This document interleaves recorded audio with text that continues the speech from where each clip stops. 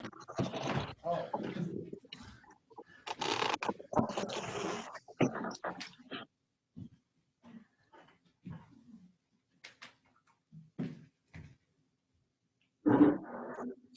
Where's Jeff? Man, I had to report him to do them. Okay. Wait. I'm on Zoom. Did you hear that? What? Was that Jeff? That's Jeff. He's on Zoom. Yeah, He's that- on Zoom. Oh, he's on Zoom. I'm trying to figure this out. It doesn't work. I had to report you to Dugan after that last meeting. Is David out there by chance?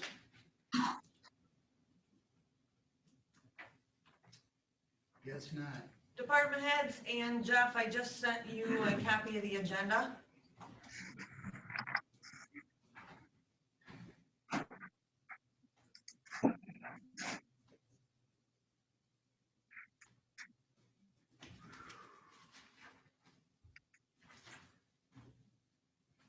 Okay, welcome everybody to the special meeting of the board. Would you join me in the pledge, followed by a moment of silence for our veterans, first responders, and all the people keeping us safe? I pledge allegiance to the flag of the United States of America and to the republic for which it stands, one nation, under God, indivisible, with liberty and justice for all.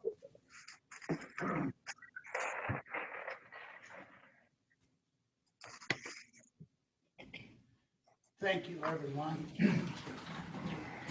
Roll call, please, Lori. Majewski, Here. Pittsburgh, Strauss, Here. Kleinhardt, Here. Fitzpatrick, Here. Hopefling,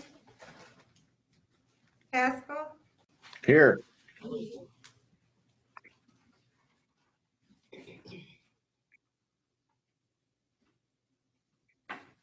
Okay, I really haven't had a chance to look over the revised agenda, but I guess we'll discuss it when it comes. Anyone want to approve that? Make a motion to approve the agenda as presented. I'll support Moved by Dale, seconded by Leonard to approve the agenda. Any more discussion? All in favor? I'll do a roll call. We gotta do a roll call. Majewski, Yep. Strauss, Yeah. Pittsburgh, Yes. Fitzpatrick, Yes. Haskell, Yeah. Can you hear me? Yes. Yes. Yep. Okay, general public comment. Anyone out there like to address the board?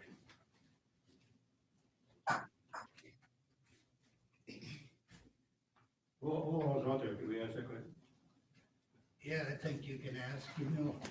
Jesse, who's out there? We have 55 participants. Holy cow. Wow. We have Jeff, Angela Clairco Cleaver, Annette Mercer, Beamer J, Bill Sharp, Brownion's iPhone, Burr Baker, TR, Card K, Chapman J, Charlie, Christina Chartier, Cindy's iPhone, Dan, Dave Aldrich, Davis K, Davis J, Don Ropp, Debbie, Deborah Hoyt, DM Law, Dotson B, Dwayne Majdanowski, Alicia Swartz, Fieger, Gale, a Galaxy J7, a Galaxy S10e, Hunter B, iPhone and iPhone, Jackson K, Carl Hauser, Kim Dewey, Lopez C, Marlena Tyrion, Mary Cooper, Mason D, Mel, Michelle Sprague, Michelle's iPad, Mike M. Rude, Peggy, Pete Preston,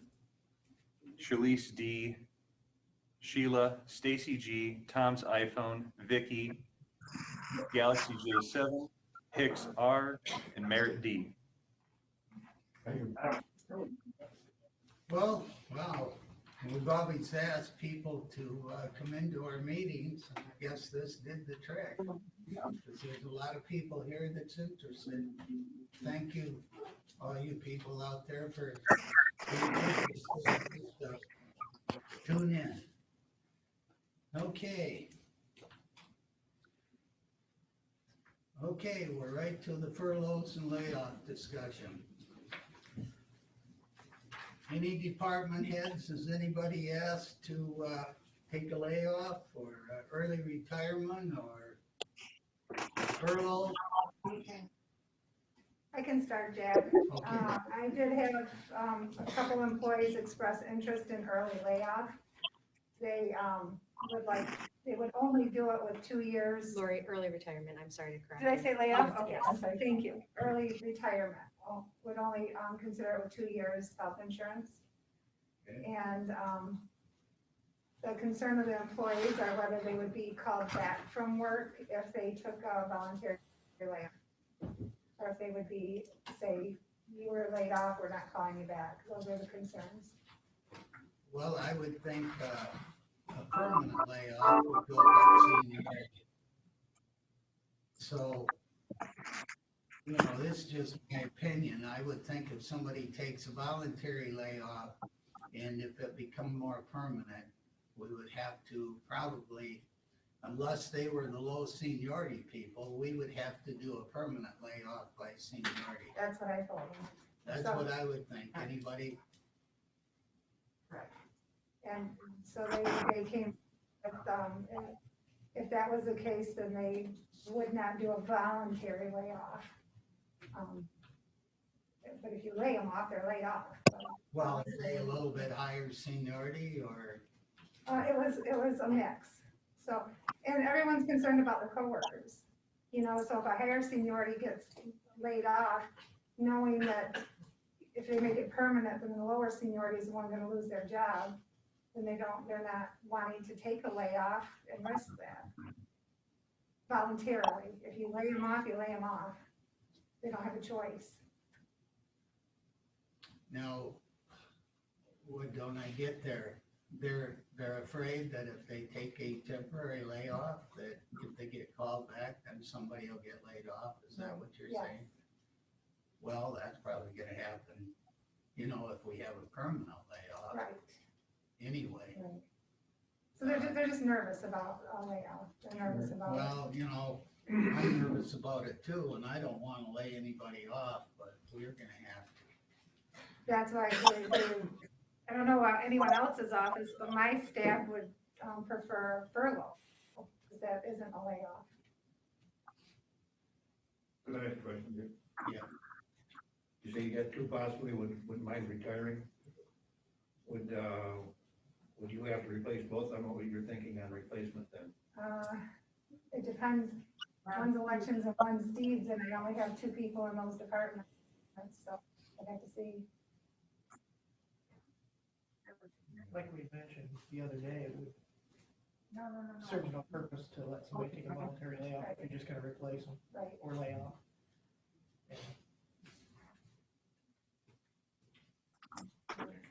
We have two departments that have commented. Michelle's department says prosecutor's office, no early retirements, no employees agree to voluntary layoff. We might discuss furlough, however, all staff is working because crime has not stopped. Court continues to send new notices for hearings, etc. And Dwayne says, with our volume and lack of staff already, we can't. And I might add, if we were to stay the way we are now with no court, I could probably furlough 4 people. But can you mute them? I think, Is yeah, that Jeff? that's Jeff. But if the judges are working, having Stacy right now work on getting Zoom for the courtroom so they can go back to court, then I'm gonna need more staff in court. So, because it's gonna, the way they have to do the court, it's gonna take 2 staff members, one to run the Zoom and one to run the clerk position. So it just depends on my office on what the judges do. But if we stay the way that we are, I could easily do 4. Yeah, I don't know, on a furlough, is that just mean for the length of this stay at home? Or Tracy is this knows a more little about it bit- than me. Furlough you can do just like a layoff. They're entitled to the unemployment just like they would be if they were laid off. So if you did a furlough and you can do the health insurance and they would be allowed to keep their sick time and vacation time accruals and all that stuff too. So, yeah, it's really no different, but it's more of a guarantee for the employee that they're coming back to work. Mark? To me, an important point we need to address is what is the cost difference? What are we really looking at if we furlough somebody versus lay them off? I mean, No difference. No difference. I mean, but if we furlough them, we're keeping their insurance. If it's a permanent layoff, I mean, there's all these other things that play into it. The cost is going to be different if you furlough them versus a voluntary layoff versus a permanent layoff. I didn't know we were discussing permanent layoffs. I thought we were just discussing layoffs for the stay-at-home order, I guess.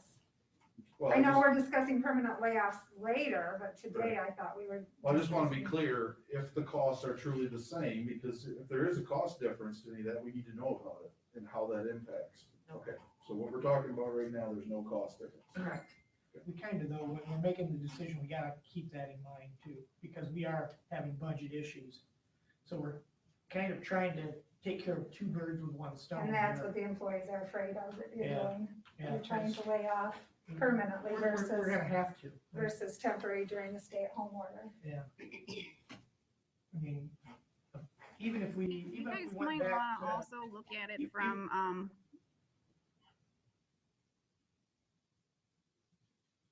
sorry, go Even if we ahead. went- Someone else was talking. I didn't hear what you said. She said, go ahead, someone else was talking. Even if we went back to, no social distancing or anything, the 1st of May, we've still got a budget issue, a huge budget issue.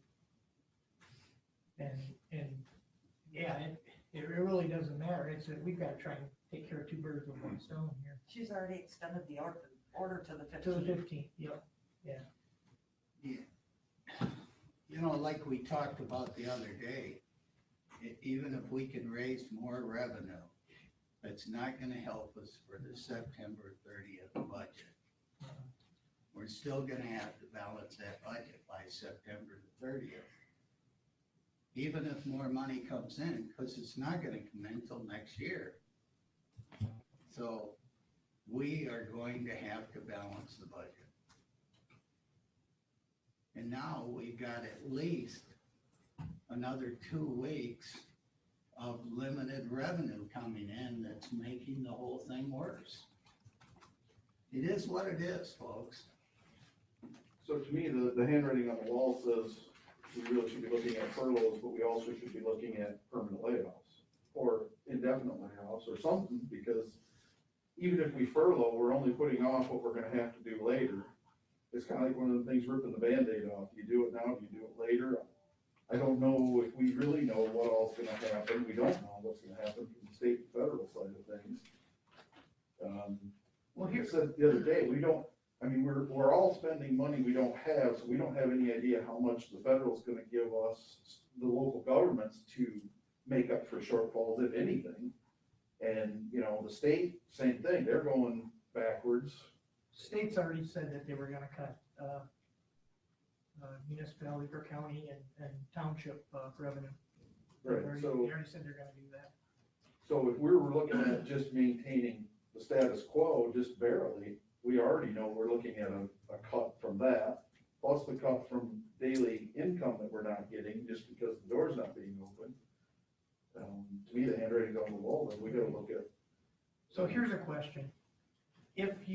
Let's say if you furlough someone out of each department, or you furlough someone out of a department, and you leave them on furlough until the social distancing cap comes off at the state.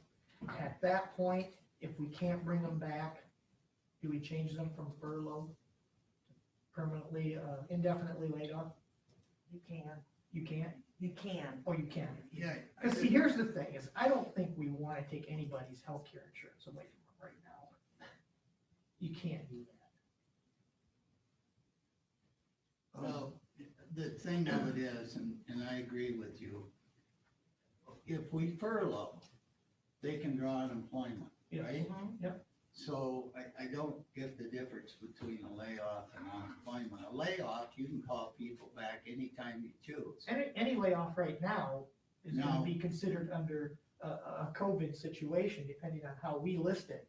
And they will get that additional as well from the Fed. Even part-time people will get the additional Yeah, six I hundred mean, dollars. there's no other, there's only one thing about the layoffs or unemployment. The unemployment thing is broke. People can't get, but when the governor laid off the state workers, they automatically were enrolled in the unemployment. So they didn't have to do like all the rest of the people.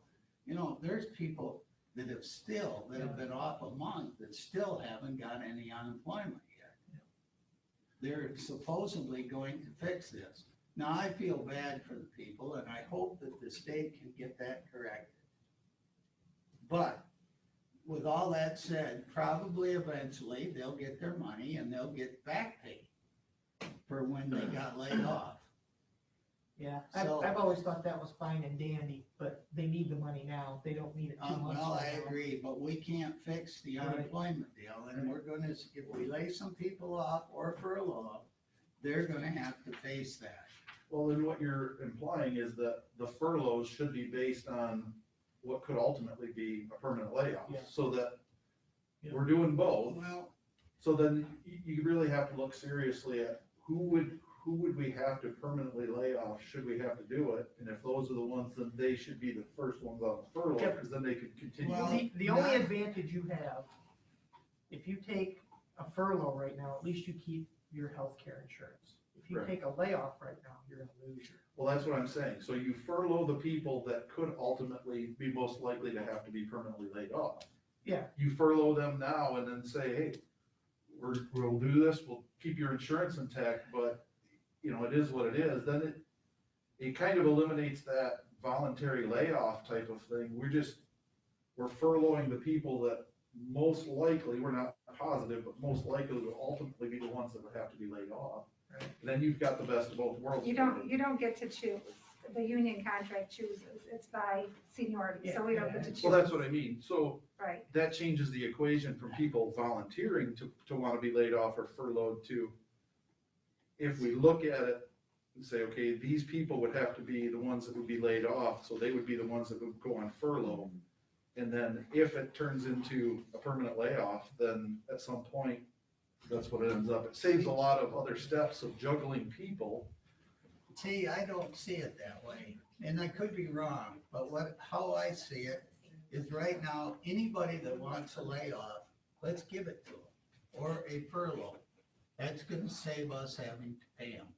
We'll keep their insurance, they can sign up for unemployment, and we won't be saying that when the order is rescinded, then you have to come back to work. If we're having budget problems, we ought to let the departments work it out. Can they spare them? You know, we know that if it's a permanent layoff, we gotta go by seniority. We're talking, at this point, volunteer layoff, meaning you can go, we'll pay your insurance, you can sign up for unemployment, you can draw that. And really, there's no timeline, even if we go back to work, if the department head can spare them. What happens if the department head can't spare them? And Well, nobody they're not gonna volunteers? let them off on, they're not gonna say you can go. And the number of employees, personally speaking, the number of employees I can furlough isn't the same number of employees I can lose to a permanent layoff. Well, even if they, whether it's a layoff or a furlough, if they wanna go, that will help us if some would go, especially right now in a couple weeks. But by the time they take the layoff and that, anybody would be crazy if they think, okay, if I volunteer, I could lose my job. Nobody's gonna do that. But we're looking, as I see it, that if you want to take if you got somebody in your department that wants a layoff and they'll sign up for unemployment, let state pay them. If you can spare them, Right. let them go. Right. Don't say, if we decide to make this permanent, that maybe you won't come back. Right. Because then, if we make it permanent, we have to go by seniority. If they're the lowest seniority person, it may be more permanent. Right. But if they're not, there's people out there with summer coming that might want to take a voluntary layoff. So, speak up. I could be wrong. Maybe I Are don't you know. gonna wait to hear back from the, make a decision on the early retirements and factor that in, or is that gonna be something separate? If the early retirement would be great if you could get along without that position. But if you can't and have to hire somebody, we're gonna lose because then we're gonna have to pay. Is that the order? Yes. Yeah. Well, we're ahead of them. We got masks. There's another comment that come in. Rudy says that until the shelter is allowed to open, that she can furlough/lay off both of her clerical staff. And I had just a thought too on the voluntary layoffs versus people who would ultimately, or the voluntary furlough versus people who would ultimately be laid off long-term. If people did voluntarily take the furlough and you didn't have to immediately lay off the people who would ultimately be laid off, that would be that many less weeks of unemployment that they would be burning right now. They would be able to stay on unemployment longer until they can find another job. Good point. Encouraging there's some people stepping up and saying, hey, we got some people maybe we can work with you on, Yeah, if people, and especially if the unemployment system pays what they say they're gonna pay, you really, sounds almost like you could make money by going on unemployment. Well, and that was my point I made the other day, and I've heard this from a couple people, and this is kind of you have senior people, let's say in a facility, that they know they can make more money on layoffs, so they're raising their hand and saying, yes, I will take a layoff, because they know they're gonna make more money. But their companies also, just like we are, they're looking at the low seniority people and saying, with this slowdown, odds are, in a month or two, those people that took voluntary are gonna come off and you're gonna be laid off. They're looking at it like, well, if you lay me off now, I get my unemployment plus the $600, I'll be money ahead when things to go find another job. Where the person that maybe is a senior person that is a little more financial set and locked into their job to have it back, they're getting lots of money. It's great for them, but the person at the low end of the scale, they're like, we know in a month or two, they pretty much told us we're gonna lose our job. In the meanwhile, we're not gonna get the extra $600, and odds are, in 2 months, the $600 won't even be offered. Once the COVID thing is lifted, the $600 will probably cut out, and they'll be it's just one of them weird scenarios that, if people are only looking at it from the money aspect, the higher seniority person, if they can make more money, that's great, but the person that ultimately is gonna pay the price, the worst is the low person that knows they're gonna be permanently laid off. Now, it's different when places that I had worked years ago where, you were definitely not gonna make as much money when you were laid off. But just like you say, summertime, guys say, hey, I'm pretty high seniority, but I wanna do a renovation on my house, it's gonna take me about a month. And the company says, hey, we're gonna be slow for about a month. Anybody wanna take a voluntary layoff? I says, heck yeah, I'll take the $300 a week for, might be half of what I'm making working here, but then I can go work on my house, and that's a person I don't have to hire. It worked great. And the low man on the totem pole was like, I need to keep my job, I need to keep my insurance, it was a win-win for everybody. But now it's kind of flipped a little bit, and it's more of a money thing, saying, I'm gonna be laid off because I can make more money. This guy at the low end of the totem pole saying, all I did was gain me a month or two of income, but I know I'm gonna lose my job, because they've already told me that with the slowdown, they're gonna have to cut 8-10 people off this, and it'll be the people at the bottom. So it's just, putting it off and ultimately they probably won't get the $600 but that's what I'm hearing from some of the people, so. Yeah, a volunteer layoff, especially usually, the volunteer layoffs go to the higher seniority people that don't have a family at home and have to raise, and they're a little bit better set off, so they say just exactly what you're saying. It's not a I money thing, would yeah. have loved to be able, my last few years working full-time, to be able to say, I'll take the layoff, and then I would have went and worked on some of the other things I do. And drew unemployment. Another thing that several people did at some of these factories was they were within 6 months of retiring, and that come along voluntary layoff, they'd say, hey, I'll take it, or they might say, this is gonna be, by seniority, we gotta lay 3 people off. Well, 3 guys would raise their hand and say, within 3 months, I'm gonna be retired. You let me do it as a voluntary, they keep their job, I'll take my layoff and go right into retirement. So there's a lot of factors that play into all that. Well, did we all agree that if they take a volunteer layoff, and if we make it permanent, they'll have to come back by seniority? That's the only way, I think. You agree? Get involved, yeah.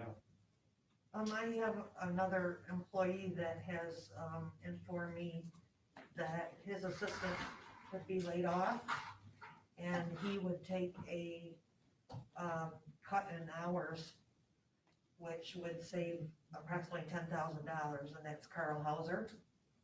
He, we do have grant money coming in for them, but, he said still, even if we sent the grant money back and laid off his assistant, and he took a cut in hours, it'd still save $10,000. Well, that's encouraging people to stay in the Well, program. I mean, that sounds like a good deal. If he can, it's helping us. If it's something that he can do, but will that grant, we gotta take a look at what passed this. Mhm. Eventually, we're gonna get past this.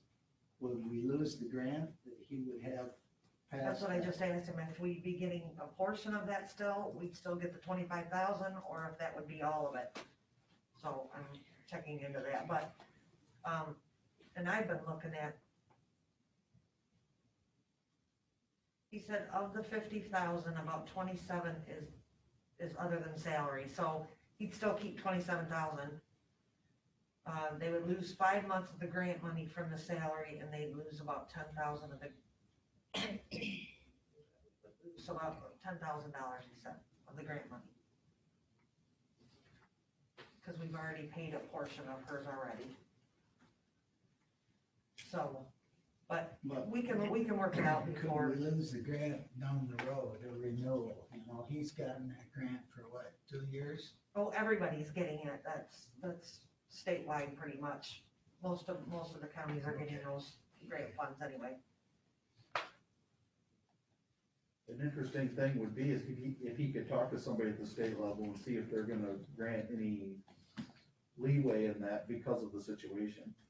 I mean, if they were gonna allow any leeway and not lose the grant, this would be about as perfect of a situation to say, hey, we need to do this, and we're trying to save ourselves money, and will you guys, waive some of the rules so that we don't lose the grant or any of the money? We're trying to get the best of both worlds. Right. If they're laying off at the state and they're cutting back on revenue sharing, and that grant may not be available anymore, right? Well, I think that's federal grant. Is it federal or is it state? Well, I believe it's state. Oh, it is? Okay. Well, I think that we ought to let anybody that wants a volunteer furlough or layoff, they're helping us if they do. They need to sign up on unemployment if they do, so we don't have to pay their wages. We'll keep their insurance for them. So the question, I also have another question. If some employees were able to, say, do a partial furlough, would we be up for that too? Part-time, is what you're saying? Well, Lose if salary. they do a partial, say They're losing some hours from the county, they're so there's, gonna, it'll help, but is it gonna help enough to make it worthwhile? And Right. they're gonna lose money. say they wanna work two days a week, they're not gonna get paid for 3. If I was them, I would recommend that you just take a layoff and go get unemployment. Yeah, but the thing is, they get paid for what, or a portion of what they lose, Do they, plus they also Plus get the the $600. can they get unemployment and still work a Yeah, couple yes, days? yeah. Get under. Oh, It's called okay. underemployment. Okay, And still get the 600, Well, so it would help us. you Yeah, brought up an that's a important little. point with this insurance. You need to be clear on that. They keep their insurance, but they still have to pay the portion that would come out of their paycheck or not? Correct, yes. Okay, so they need to be aware of that we're not paying 100% of it. If they pay whatever it is, $100, $200 a week out of their paycheck towards their insurance, they're still gonna owe that. Okay. All my employees know that. Okay. And Mark, I wanted to bring back to the actual costs of the employees being off. Sandy, Tracy could get that through Sandy, because she's keeping track. If you wanna know how much we would be saving with the employees that are off now and getting paid, we're keeping track of that, so Okay, no, that's those fine. numbers are available. Well, I was just wanting to be clear that we're talking about 3 things here, you Yes. know, furloughs and permanent layoffs, partial and all that, and voluntary, just as long as we're all clear on what the costs are, the savings, any additional costs, whatever. Because obviously it'd make a difference. And there's enough more of a cost savings going one direction, we need to look at that and make sure that we've explored all the options, what's best for essentially the county, unfortunately, over the employees, because we gotta keep afloat one way or another. well, go ahead. We have some more group comments that have come in.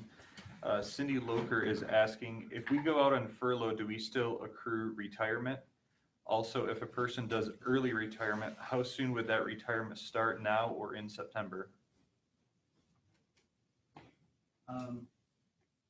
If they wouldn't, if they go on unemployment, there's gonna be a lapse in their retirement, because they only get MERS from the money that we pay them, Correct. not from that's the first one. It'd be a short lapse. It'd be a short lapse. The second thing, what was the second part of the question? About when the retirement would start. Okay, well, that's gonna be up to MERS. I mean, you have to sign up, they have to do the paperwork. I think it takes, I'll be retiring, so I'm gonna need to have the girls over there say, you can sign up, I guess. And then it'll be effective whenever I set it for it to be. I think that's what she's asking though. Would you want them to set it up now or wait till the new fiscal year? I believe No, is I probably think what they she's can, asking. I think they can retire anytime. It's not like the Blue Cross where you can only come on a certain time. Right. You can retire anytime, but you're gonna have to set it up so when I think it's 30 days after your last check here. I think it's when your first retirement check comes. I mean, So do I. MERS can tell you that. You can call down there and they'll tell you what you have to do. So she wouldn't have to wait till the new fiscal year. I think that's what she was asking. I think so. don't think so. I Okay. think you can just call and say, I'm gonna retire the end of June, and get it set up, and they'll tell you when you get your first check. And then Michelle had a question, comment, and David Aldrich had commented on that as well. Michelle has said, why are you worried about losing grant funding when you voted not to fill a position that is tied to federal funding coming into the county, effectively cutting a revenue stream right now to the county budget when you are in a crisis, but can vote to enter into a new janitorial contract for $10,000 more, rather than looking at other low-cost options to clean the building, like having offices clean their own space and trustees cleaning public spaces after courthouse hours. Paying armed bailiff to stay later to watch them could be about $7,500 per year versus $800K plus. David Aldrich's comment to that said, ultimately, the lowest seniority workers are going to get laid off. Why offer high seniority workers an opportunity to make more money on unemployment to later come back to work, whereas the lowest seniority are going to make less than lose their job. It should be simple, lay off the lowest seniority with the terms that they may not return to work. It's better they know now rather than prolonging and doing it later. Got a point. Got a point. Well, you know, well,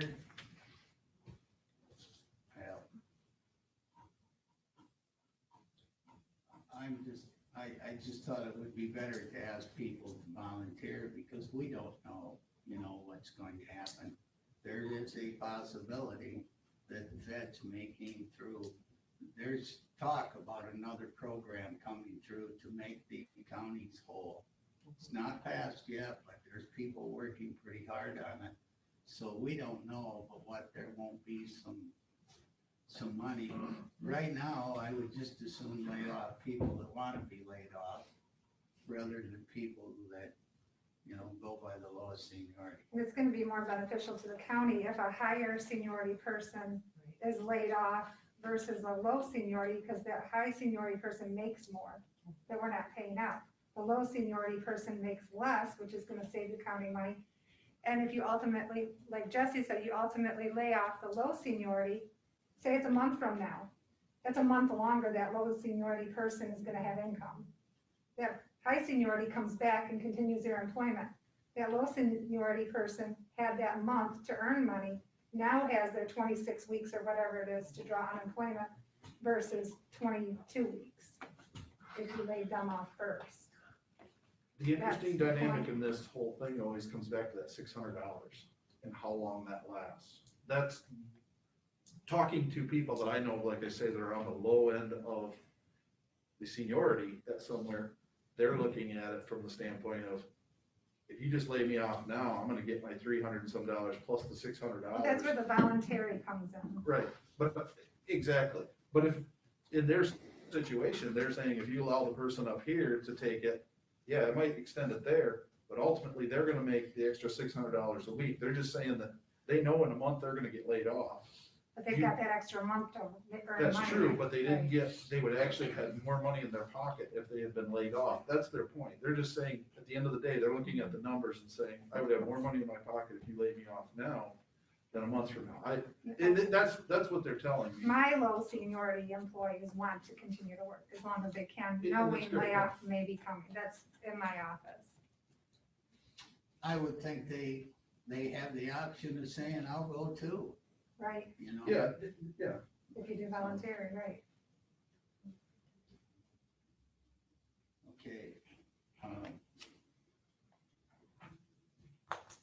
So if that's what you plan on doing is allowing voluntary furloughs, then we will need a motion on board.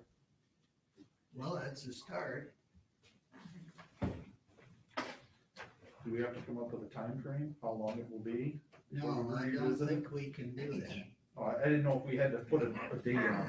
The reason I say that is, I've been through this before, and if it was, like for unemployment, if you're gonna get called back, you had to have a date. So they might say, looking at 3 weeks, but it might change. So we put 3 weeks on, we get laid off for 3, then they call, say, hey, it's gonna be another 2. I just didn't know if we needed to set a date and say, okay, we're gonna do it for 1 month, and then we have to revisit that so that we are establishing an end point. We're not leaving it open-ended. I just, From what I understand, I think that's, the reason for that is because of then Michigan Works gets involved with finding you or helping you find another job.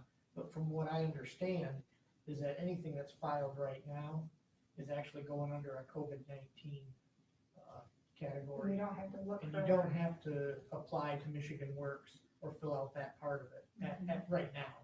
Okay. So, I just want to be clear, because if we had to, I didn't know if that needed to be in the motion to say, pick a date a month from now or whatever, and then say we'd have to vote on it again to extend it. If we can leave it open-ended, that's fine with me, as long as we make sure we address that. David Aldridge entered another comment. He says, it's better to not volunteer. Cuts need to be made. Time to rip off the Band-Aid. People who are on the block need to know where their employment stands. Well, you know, I don't think there will be layoffs in the sheriff's department, if that's what David is talking about, because we have made that pretty clear. We do not want road deputies cut. We'll make cuts someplace else. You guys agree? The only place I can see is courthouse security. Well, that's not, gonna affect Right. road patrol. Right, that's not gonna affect control. or- Courthouse security may be cut, Right. but that's gonna be in the second stage of today and talk. Okay, So do we set, we're gonna have to have some point here to where we're gonna get a yes or a no on who's taking the layoff or who's taking furlough. well, I I mean, don't we just think, can't let this stretch out you for know, weeks I and weeks. think that we just have to, that's out there right now. Yeah, we've I been don't talking, think- we've been talking Well, about it, do but you know who there's gonna be yet? not all of us, no, not all of them. I I mean, mean- I know in my department, what I've been looking at, and Lori knows what she's been looking at, but I've heard from a few people, but not from all of them. Is there a possibility of employees, if you had two that wanted to go out, but you needed one of those people replaced, you know what I mean, but shifting people around, is that even a possibility? From other departments to make sure that one department, if they have more that wanna be furloughed, somebody else can give up somebody to, No, just throwing it out there. no, you have to be certified by the state to go into court. I can't have my register of deeds go into court. So that Right. might be different for other Right, departments, sure, I don't could know. be, could be. I'm just throwing it out there. Okay, So Lori, so what is the motion that we need to do to start the furlough process or the layoff process? I don't know, do you know, Tracy? I think right now, we just make a motion to anyone that wants furlough, a layoff, is willing to sign unemployment, give it to them. Start the process. So if nobody takes it or we don't have enough to take it, You know, we've gotta have something in there to where. Voluntary furlough. you're not gonna get enough to help us out a lot. I'm afraid of that. But I think, looking at the big picture beyond, we have to start the discussion on next year's budget now. Now, maybe not today, but we gotta start it soon, so that we know where we're going. If we get, Right, but what we're doing right now I has know, gotta benefit this year. well, you aren't gonna save this year. Well, we can at least stop the hemorrhaging or slow the hemorrhaging down. We're going to be looking at layoffs, and it's gonna help that budget to be able to come up, or to help any cost cuts that we have. It's going to help next year's budget. That's, in my eyes, that is the one that we have to concentrate on. I mean, I thought that was what the whole premise here was that we were concentrating on the layoffs based on the direction we're headed with this year that we're in right now's budget. Well, it's definitely gonna help. I mean, I thought that was the. Well, first priority. then, if we wanna go on this year's budget, we might as well forget the furloughs and that, and just make the layoffs. You know, rip the Band-Aid off, like David said. That's, I mean, if we don't think that we're gonna get enough to help, I mean, we've gotta do something. Well, we're We doing just something. can't sit back and watch the train roll right over the top of us, 'cause that's what's happening. If you were asking me whether I wanted to take a furlough or a layoff, I gotta know what the dollars are gonna look like. So we gotta be able to provide them a number. I need to know what am I gonna have to pay for? I mean, that needs to be clear to me. Okay, I'm gonna get unemployment, I need to know whether I'm gonna get the $600, I need to know what's gonna happen with my insurance, how much am I gonna have to pay? That's my first concern, okay, well, to make that decision. The other part of that decision is, like I said, what is the time frame? Are you telling me I need to plan on this for a month, 2 months? It's kind of where I was leaning with having some kind of a date. When you leave it open-ended, that would change my mind, or have a huge bearing on whether I would say I'll take a That's the thing. voluntary. Any layoff we do has gotta be indefinite. Well, as long as it's indefinite, that's fine, as long as they know that. But we keep saying, well, maybe a month, maybe, I don't know, I'm just saying, you tell them that it's indefinite, but at some point, especially if they're higher seniority, they don't know when that might be, a month, 2 months, 3 months from now, or do they have an option in 30 days to say, I wanna come back, and now we gotta get, you know, see what I'm saying? You gotta give them something. If it's totally open-ended, then they need to know that. It might be 6 months till you say you can come back and somebody else has gotta go, or it might be a month. I don't know, I'm just saying, if I was standing here and you were asking me, I'd say, I need to know. That's why a lot of companies don't do what we're discussing. No. Well, exactly, I worked for companies that knew they had a month gap in their workload, and they would go to the people and say, we need to lay off 6 or 8 people out of 200. It was a small number, but we got a gap here. Anybody wanna take a layoff for a month? A lot of guys, yeah, I'll take it, Yeah, that's the great, furlough- but they knew. The furlough advantage would be as if I can say, this is the date I'm going off and this is the day I'm coming back. That's the advantage of the furlough. Other Right, than so- that, So my point is, when we do the motion, then we have to have a date. It comes back to that. For me, if I'm the person having to make the decision, So I would say May whether to take it. 15th, if it doesn't get extended. and so then that's if another the issue. order is extended, then it would be extended, but as long as there's something that I could hang my hat on to say, at some point, If you're only doing furloughs or layoffs for 2 weeks, you're wasting your time, folks. You know, that's not Well, gonna we help us can't, out. we can't, I mean, we have to keep Yeah. in mind. Isn't it a money issue if we don't have the cash to Yeah, continue to it's pay everyone? It's a money issue, but so if you then think that's, it comes back to, do we say a month from now, we're gonna revisit this in a month, and we're gonna determine whether those people have the option to keep on that, but they know going into it, you're gonna have 4 weeks that you're furloughed right now, and we will revisit this in 30 days, and then we will determine whether you either come back or you take permanent layoff, it gives a definite time frame to address the situation, we know where we stand, X number of weeks, it's not open-ended to the person taking the furlough or volunteering for it. It just gives some structure to it, so we know we have a date.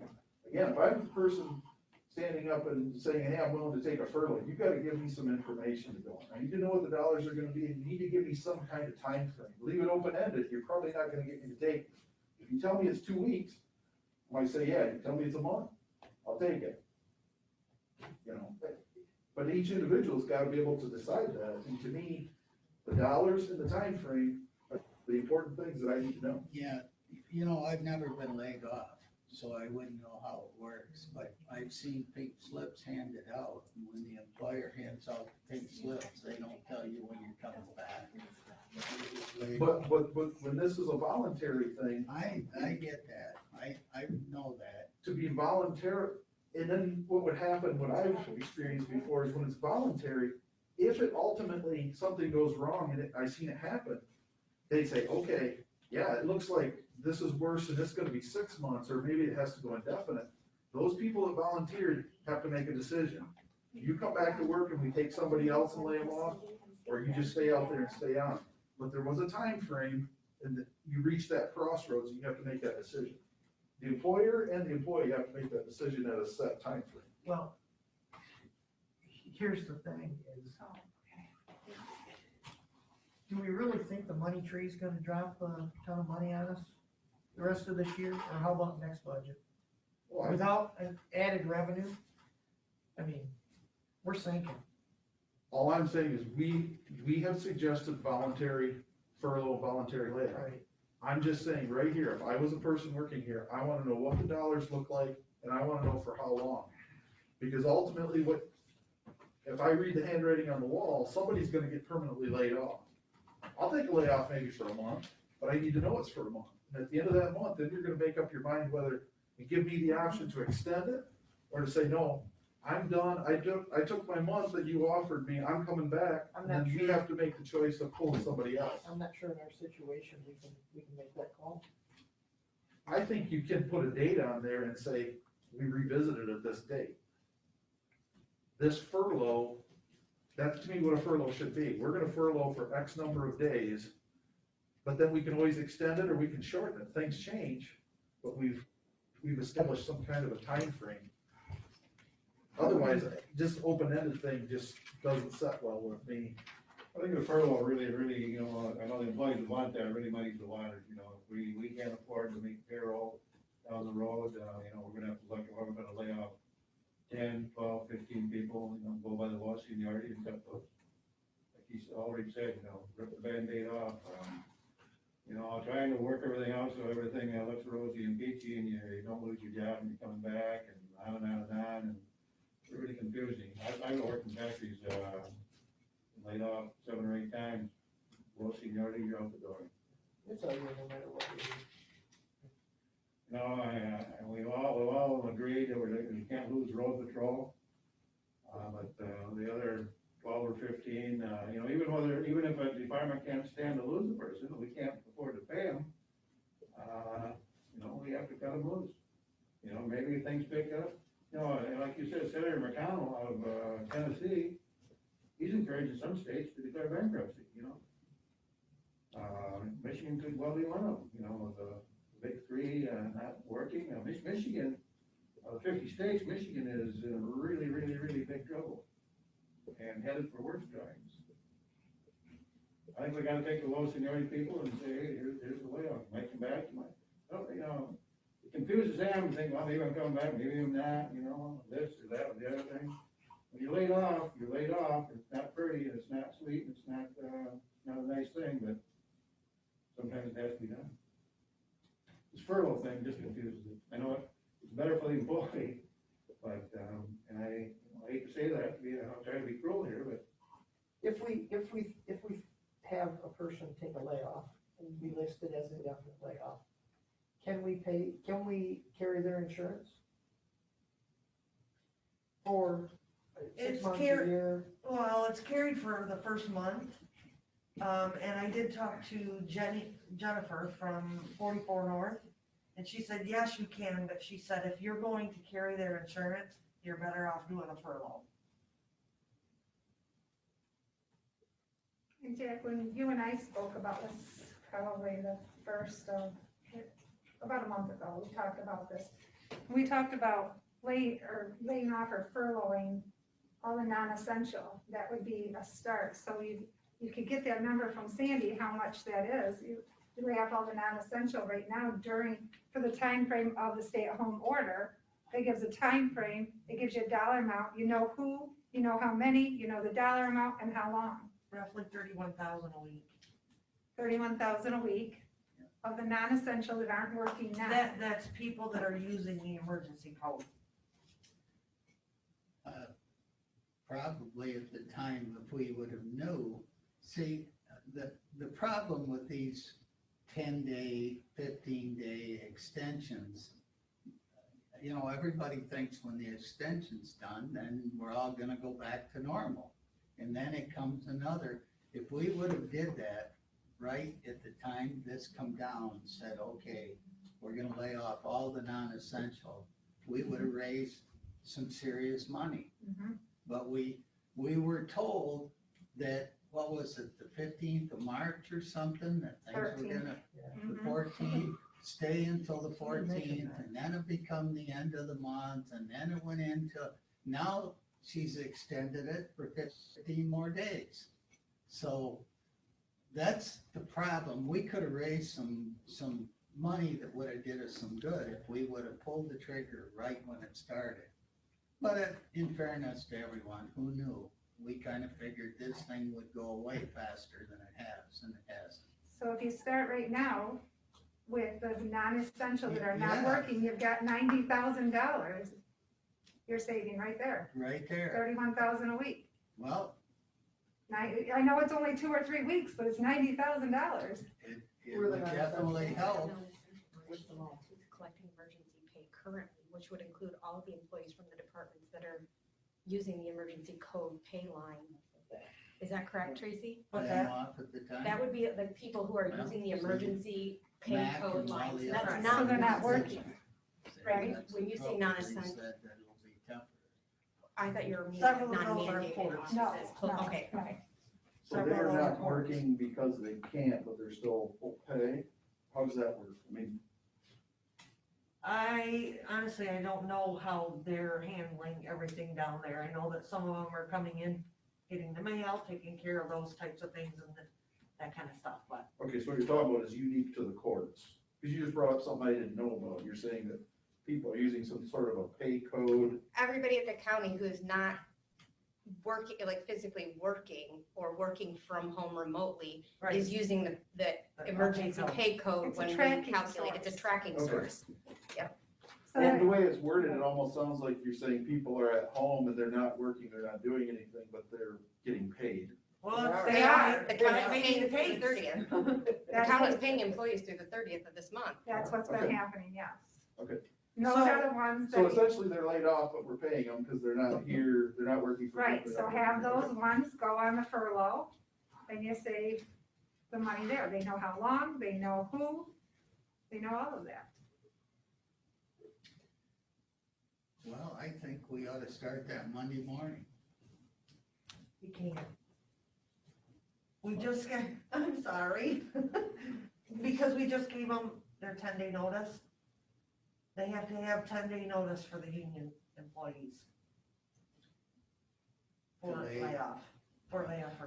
yes. Okay, well, we So might we- do, we'd let's be able to just go, start May let's just 1st. go to the, let's just go to the permanent layoffs.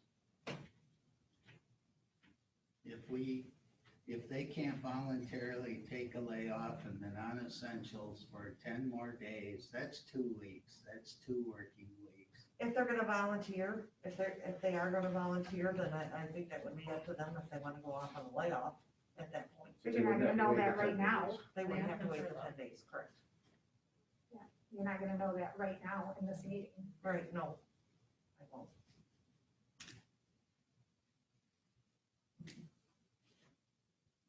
Well, We have several comments that have come in on the chat. okay, Feger asked, what is the amount of money you guys are trying to save with furloughs/layoffs when the county has made mention of getting a loan just for payroll? It seems like every meeting is talked about laying off people because of the budget, yet outgoing expenditures continue to go up. For example, cleaning the courthouse. Last, I do not believe the prosecutor's question was answered/responded to. Last I had known, this budget year, we were just shy of 400,000 if we stayed on the same. Okay. Unless that's changed. I think with the cleaning thing, there's a lot of questions that would have to be answered. One is the legalities and all the hoops of having trustees in here and how you would supervise them. There's a lot of cost, a lot of things that would have to be worked out. As far as grants, we keep talking about that. Most grants are tied to some sort of money. So usually you have to pay money to get money. And there's been a lot of times in my life where, man, if I had $20,000, I could buy a piece of property and flip it and make 50,000, but I don't have the 20,000. So a lot of grants I'm always a little leery of because there's usually strings attached. There are costs. So it's one thing if you can spend the money to ultimately make the money, but if you don't have the money in the short term to make the money in the long term, the grant doesn't do you a lot of good. So.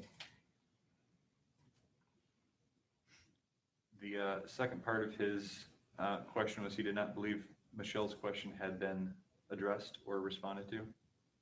I think that's what we were talking about. So the cleaning thing, my understanding that it's one thing if the departments want to clean their own, but if we have to bring in trustees, that's a whole different animal we'd have to look at and how that would be. That'd take quite a bit of discussion, I think, because you've got people that are incarcerated, you're calling them trustees, but they have to be watched, supervised. There's legalities, there's liabilities there. Certainly willing to entertain it, but it's not an easy yes or no answer as far as I'm concerned.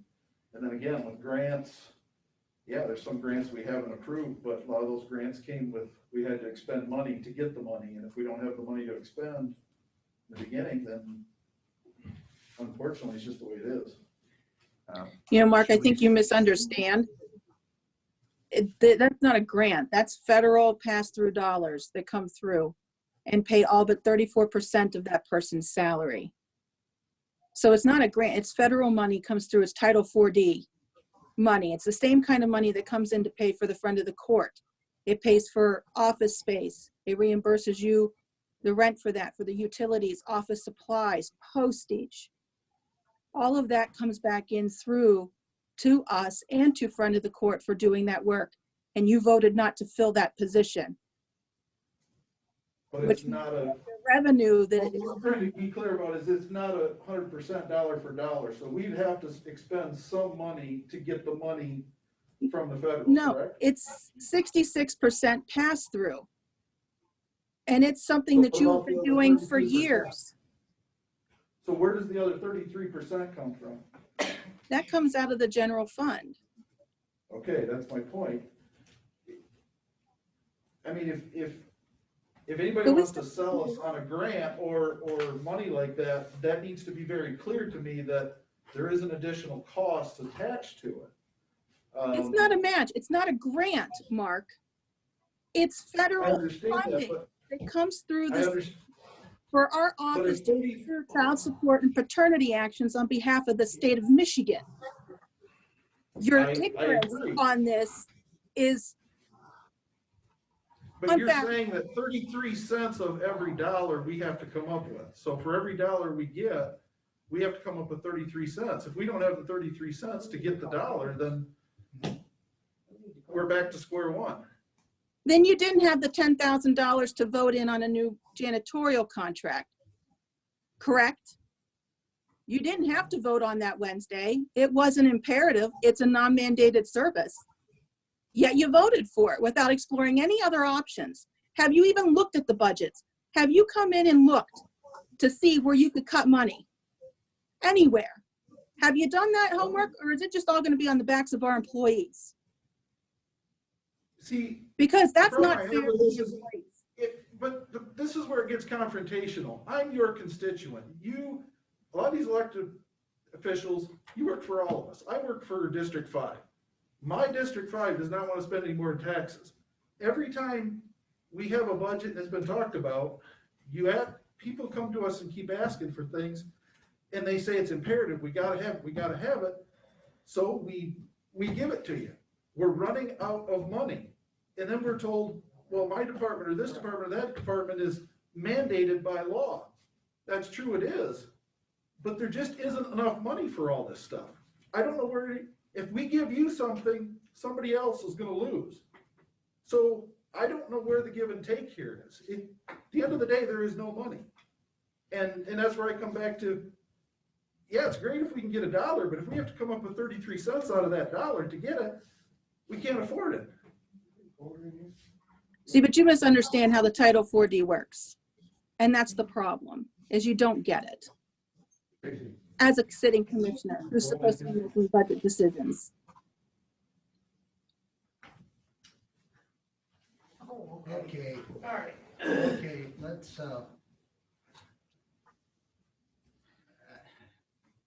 I'm glad I'm leaving, that's all I can say. So where do we go from here?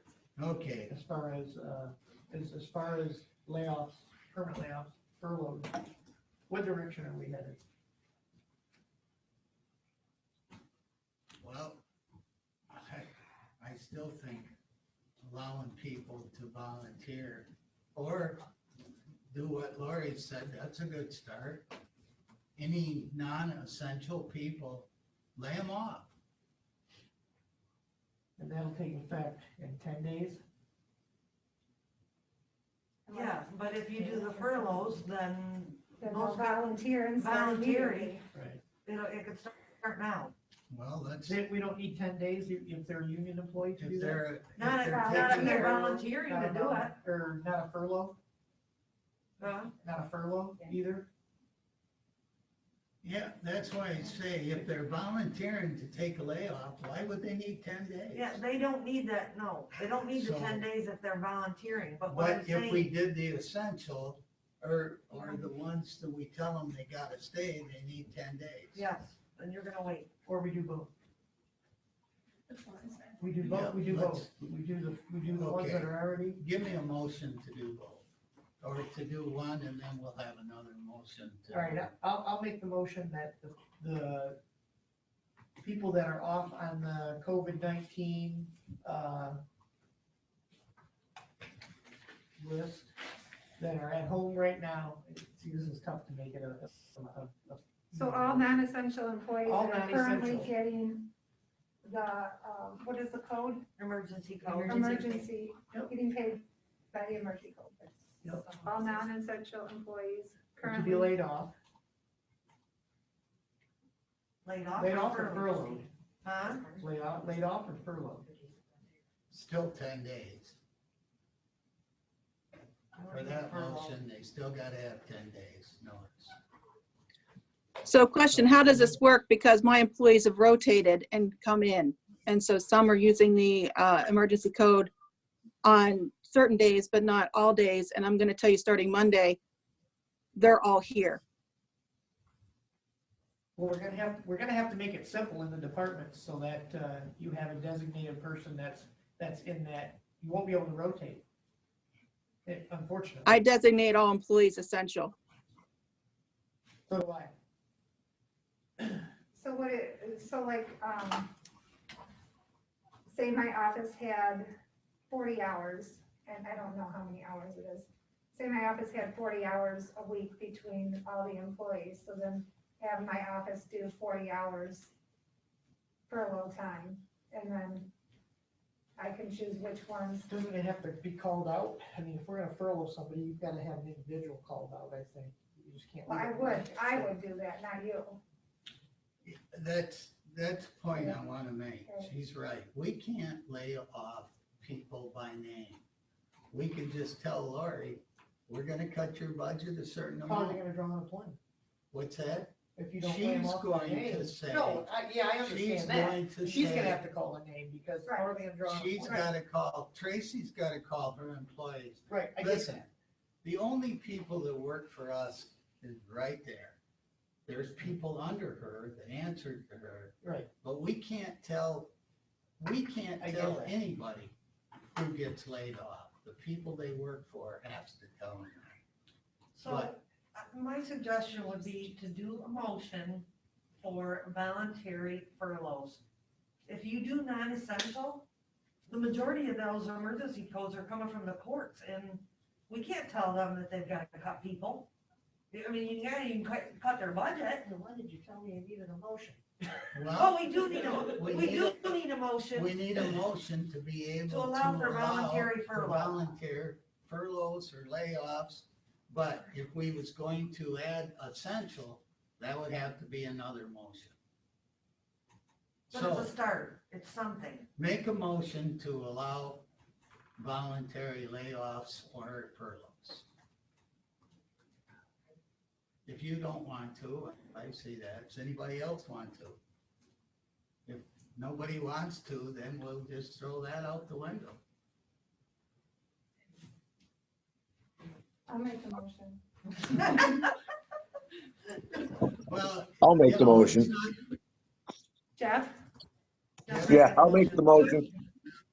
you're Okay. making the motion to allow voluntary furloughs or layoffs? Is that Yep. your motion? Yep. Do I have a second? I'll second it. Moved by Jeff, seconded by Dale to allow the process to start for voluntary layoffs and furloughs. Discussion? Are we putting any time frames on it? I know we've talked about it, I'm just asking. Are we clear what they're gonna have to pay? Can we be clear on what- Those employees that are paying for health insurance should know what they're paying. And if they don't, they are more than welcome to get a hold of us and we can tell them. Okay, just as long, all I'm saying is, if I was one of them, I'd wanna be clear. Yep. And we're just saying it out loud, that they will have to still pay the portion of their paycheck that Correct, they were paying, correct. and the county will pick up the rest. Yep. Okay. And there's no, at this point, we're not putting any kind of a time frame on it, we're not establishing a sunset date or business. I would say till the stay-at-home order's over.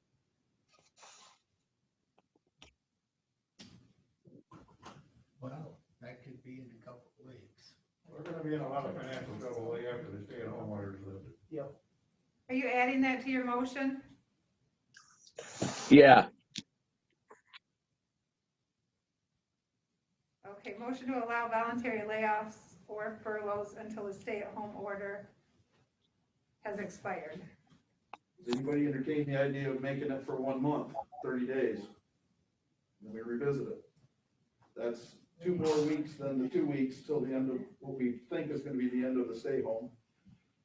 That gives the employee, So Mark, can I say this? If, say, my court employees take the voluntary furlough, the order expires, court is in full session, I need them to come back to work court. yes, but that's true. We can bring them back at any time, but they just know going in, it could be a month. In a month, we look at it again and we say, hey, we need you to be off longer, or no, before then, because we can always bring them back at any time. Right, but if you do it till the end of the stay-at-home order, then we know if it's a month from now when the stay-at-home order is up, they know they're going for a month. If it's 2 months, they know they're going for 2 months. But if you put it's a month and then we're gonna decide, and you guys can't get back for a meeting, I don't have anyone to go in and But work all I'm court. saying, we can always pull people back. We're not saying they're automatically off for a month. We're saying we can pull people back at any time, any layoffs that way. We can say, we're laying everybody off for a month, and then 2 weeks from now say, hey, we need everybody back. We Right, have the but- right to do But that. what assurance do we have that you're going to? You could say, no, you're not bringing them back, we're gonna continue to save money, and then I have no one to work in No, but court. what I'm saying is that gives us a month. We can always call them back, but it gives us a month. At the end of that month, we need to decide from a financial aspect, how many people are gonna need to be laid off, and those people then at the end of the month have to make a decision. You wanna continue on layoff, because we're gonna have to extend this, or you come back But and we it's have not to lay up off to somebody else. them, it's not up to the employees, it's up to me whether I need them here to work. And if you need them, you call them back. So If- we don't need board action to call them back. No, before a we month. do, but I'm just saying, I'm not saying because we establish a month that You're they're making automatically it on the month. complicated. You're making it complicated. No, I don't think I am. I do. I mean, I've been through this before, and I've been laid off on Friday and call me Monday morning and say, guess what, you're back to work. I mean, it happens that way. So, So If- judge schedules court on Friday for Monday, are you gonna meet and give me authority to call those employees back on Friday? Are we gonna have enough time to, post the meeting? so then to me, It's we're getting messy. back to the voluntary thing doesn't work because it adds to more chaos versus just ripping the Band-Aid off and saying, these people gotta go. It is a voluntary thing, it's when you say it's gonna be for a month, instead of what Jeff said, till the order expires. Well, what about when the courthouse reopens to the public? Or when, yeah, I mean, at least then that would be, you're gonna need employees back once the public's allowed to start. But we'll know going that back. by the order. They're not just gonna all of a sudden get on the radio and say, okay, as of this morning, they're gonna say, hey, it looks like next week things are gonna get back to normal. That gives everybody time to start getting their things in order. well, I guess it's up to Jeff to change his motion if he I wants to just- change it. Again, it makes a difference when you've been in the situation and people are asking you to take a voluntary layoff. You know, ends up- Personally, I like the idea that Stacy said, until. Shouldn't the voluntary layoff issue be addressed before addressing, or voluntary retirement, excuse me, prior to discussing voluntary layoffs? Retirement's gonna take time though. Yeah. That's the only that's- problem. We need to look at both because retirement's gonna take some time to process. It could take a month to get the bugs worked out before you start seeing any.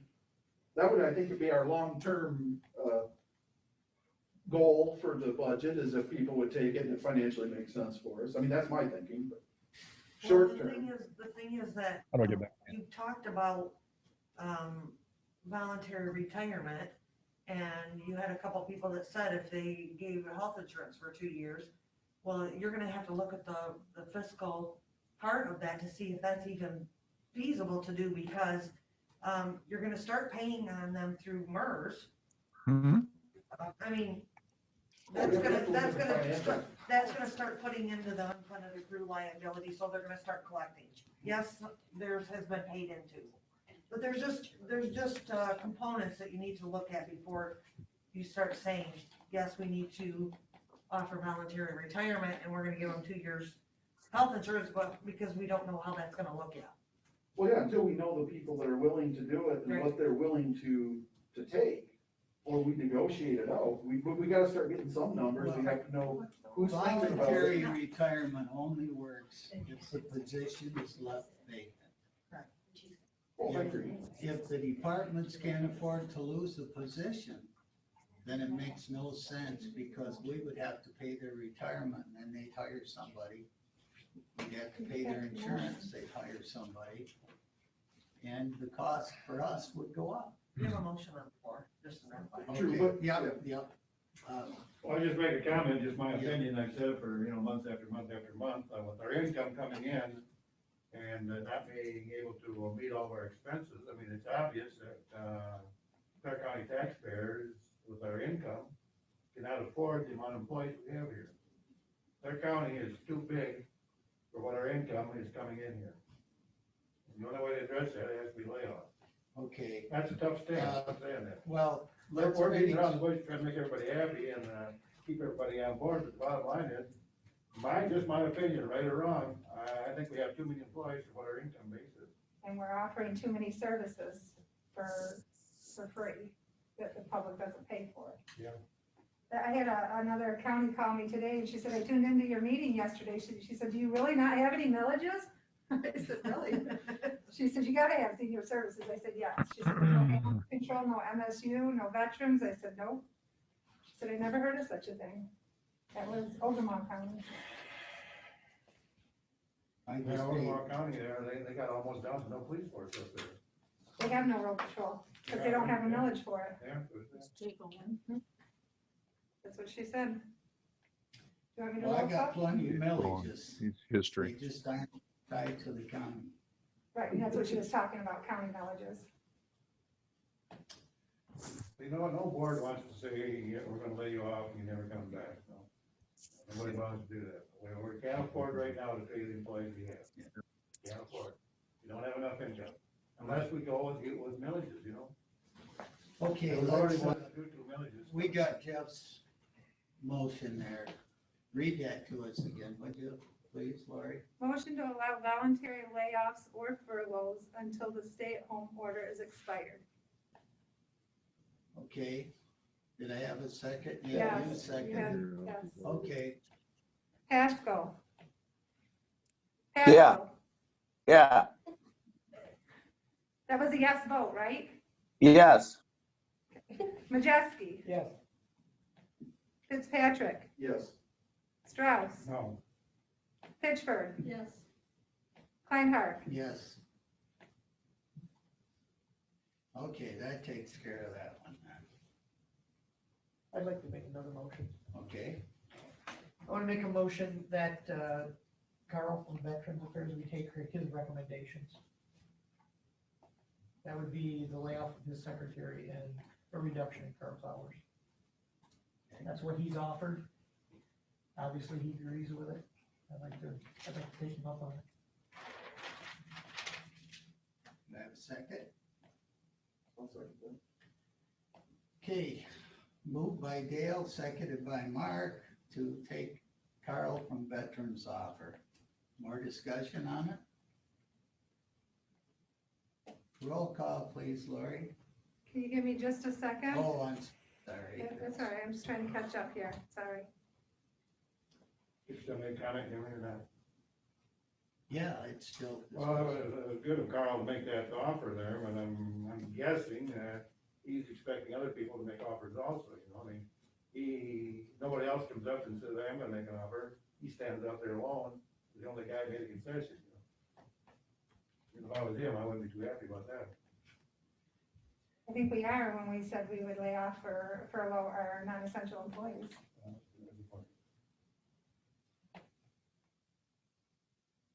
Are you ready? Yes. Okay. please. Majeski. Yes.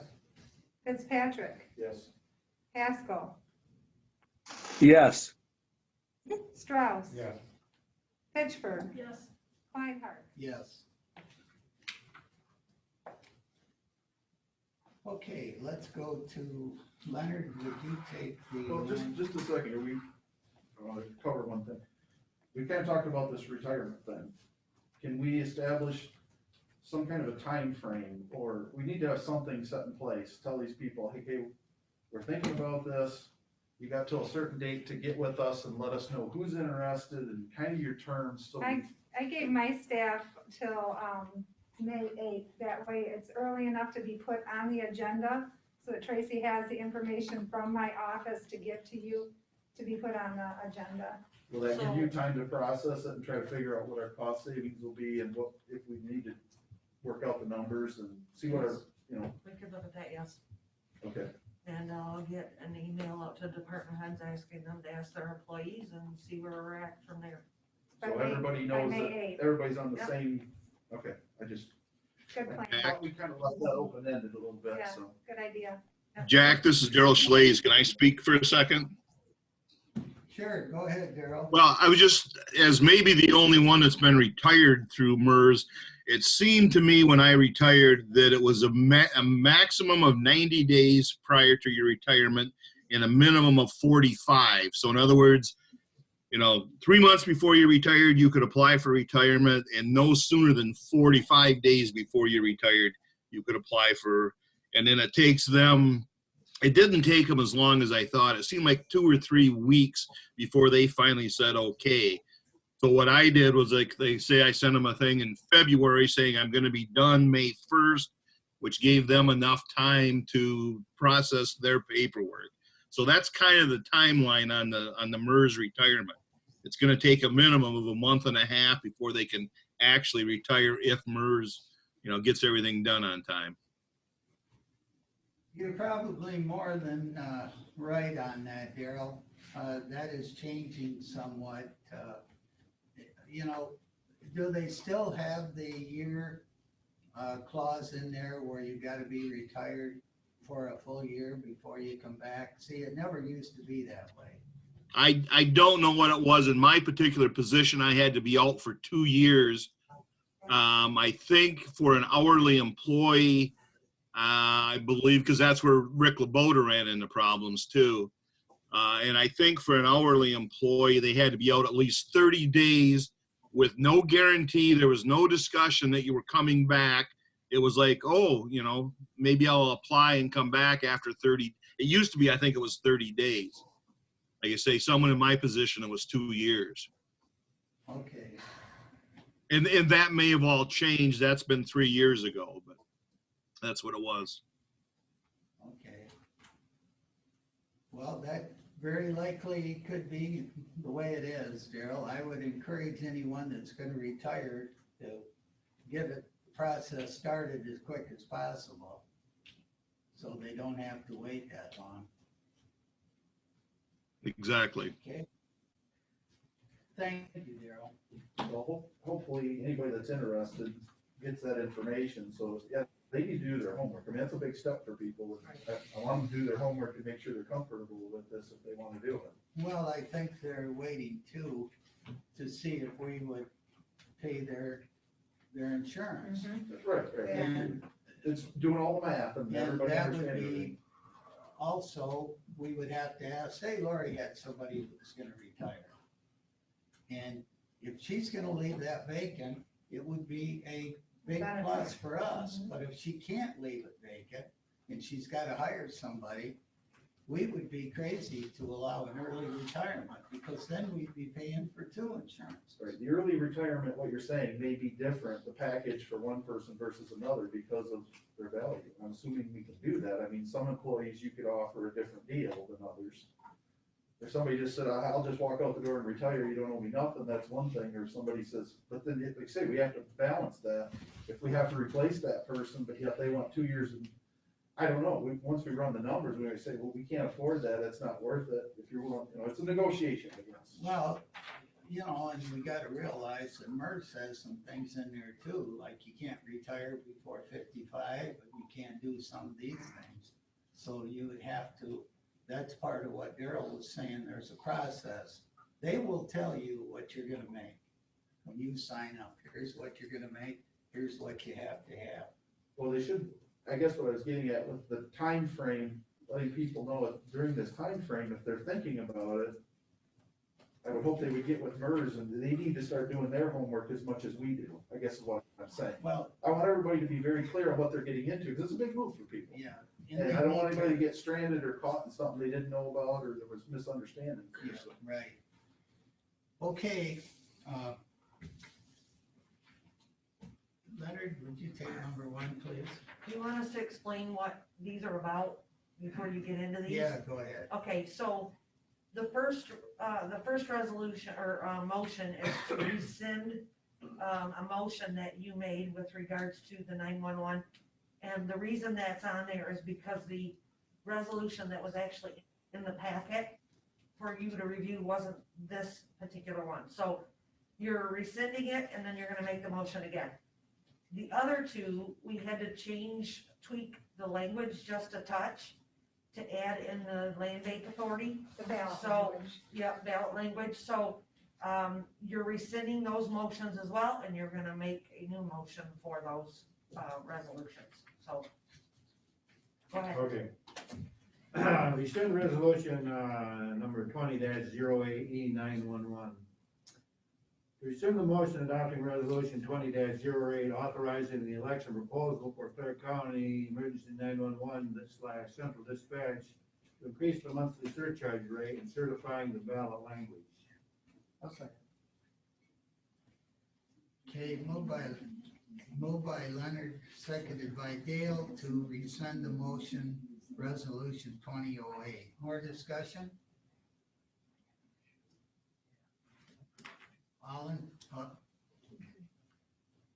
Strauss, Yes. Majewski, Yes. Pitchford. Yes. Fitzpatrick, yes. Haskell, Yes. Kleinhardt. Yes. Okay, Dale, would you take the new resolution? Resolution 20-B-E911 to approve the resolution 2008 authorizing the election proposal for Clare County E911/Central Dispatch to increase the monthly surcharge rate and certify the ballot language. Moved by Dale, seconded by Mark to approve resolution 2008. Discussion? Laurie? Majewski, Yes. Fitzpatrick, Yes. Haskell, Yes. Strauss, Yes. Pitchford. Yes. Kleinhardt. Yes. Okay. Dale, do you want to take the next one, or you don't want to do that one? To rescind resolution 2011, to rescind the motion adopting resolution 2011 that the following proposal be submitted to the qualified voters of Clare County on Tuesday, August 4th, 2020 in the state primary election. Clare County millage for the Clare Animal Control. I'll second that. Moved by Dale, seconded by Mark to rescind resolution 20-11. Discussion?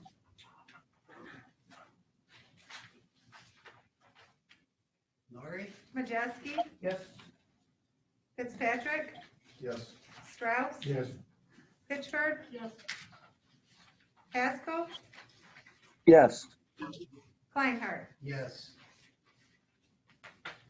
Samantha, would you take B, please? Motion to approve resolution 20-11 that the following proposal be submitted to the qualified voters of the county of Clare on Tuesday, August 4th, 2020 in the state primary election, Clare County millage for the Clare County Animal Control. I'll support that. Moved by Samantha, seconded by Leonard to adopt resolution 20-11. Any more discussion? All in favor? I'll do roll call. Oh, yeah, sorry about All that. habits. I'm a slow learner. It's all right. Pitchford, Yes. Strauss, Yes. Haskell, Yes. Fitzpatrick, Yes. Majewski. Yep. Kleinhardt. Yes. Mark, would you take number 8, please? Now, these are the same wordings, or the same issues you talked about, Tracy talked about the first two being, The second two had the land bank authority need to be added okay, into that's, the okay, just clarify. village proposal. Okay. Motion to rescind motion adopting resolution number 20-09, that the following proposals be submitted to the qualified voters of Clare County on Tuesday, August 4th, 2020, in the state primary election. Clare County millage for Michigan State University Extension Services 4-H. Moved by Mark, seconded by Dale to rescind resolution number 20-09. Discussion? Lori? Fitzpatrick, Yes. Majewski, Yes. Strauss, Yes. Haskell, Yes. Pittsford, Yes. Kleinhardt. Yes.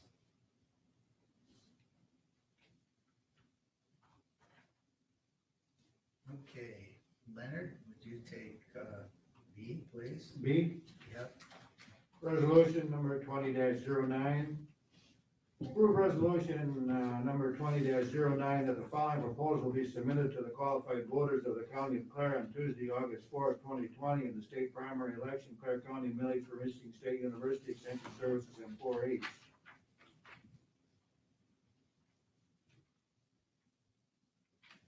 Second, please. I'll second. Moved by Leonard, seconded by Samantha to approve resolution 20-09, a millage for the MSU extension, 4-H. Discussion?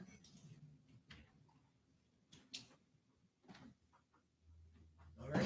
Strauss, Yes. Pittsford, Yes. Haskell, Yes. Fitzpatrick, Yes. Majewski, No. Kleinhardt. Yes.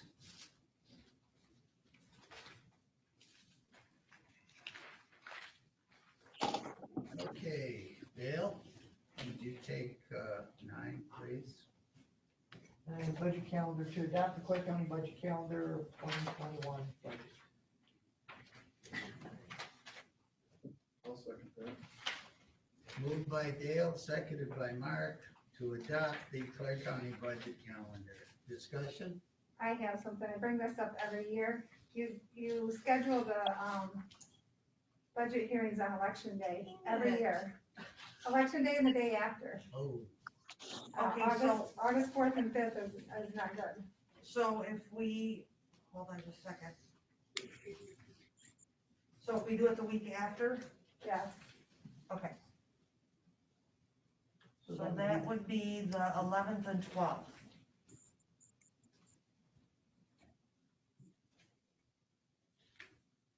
You make those changes, please?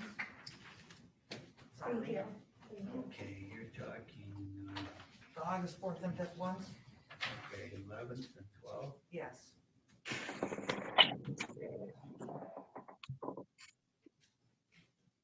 Okay.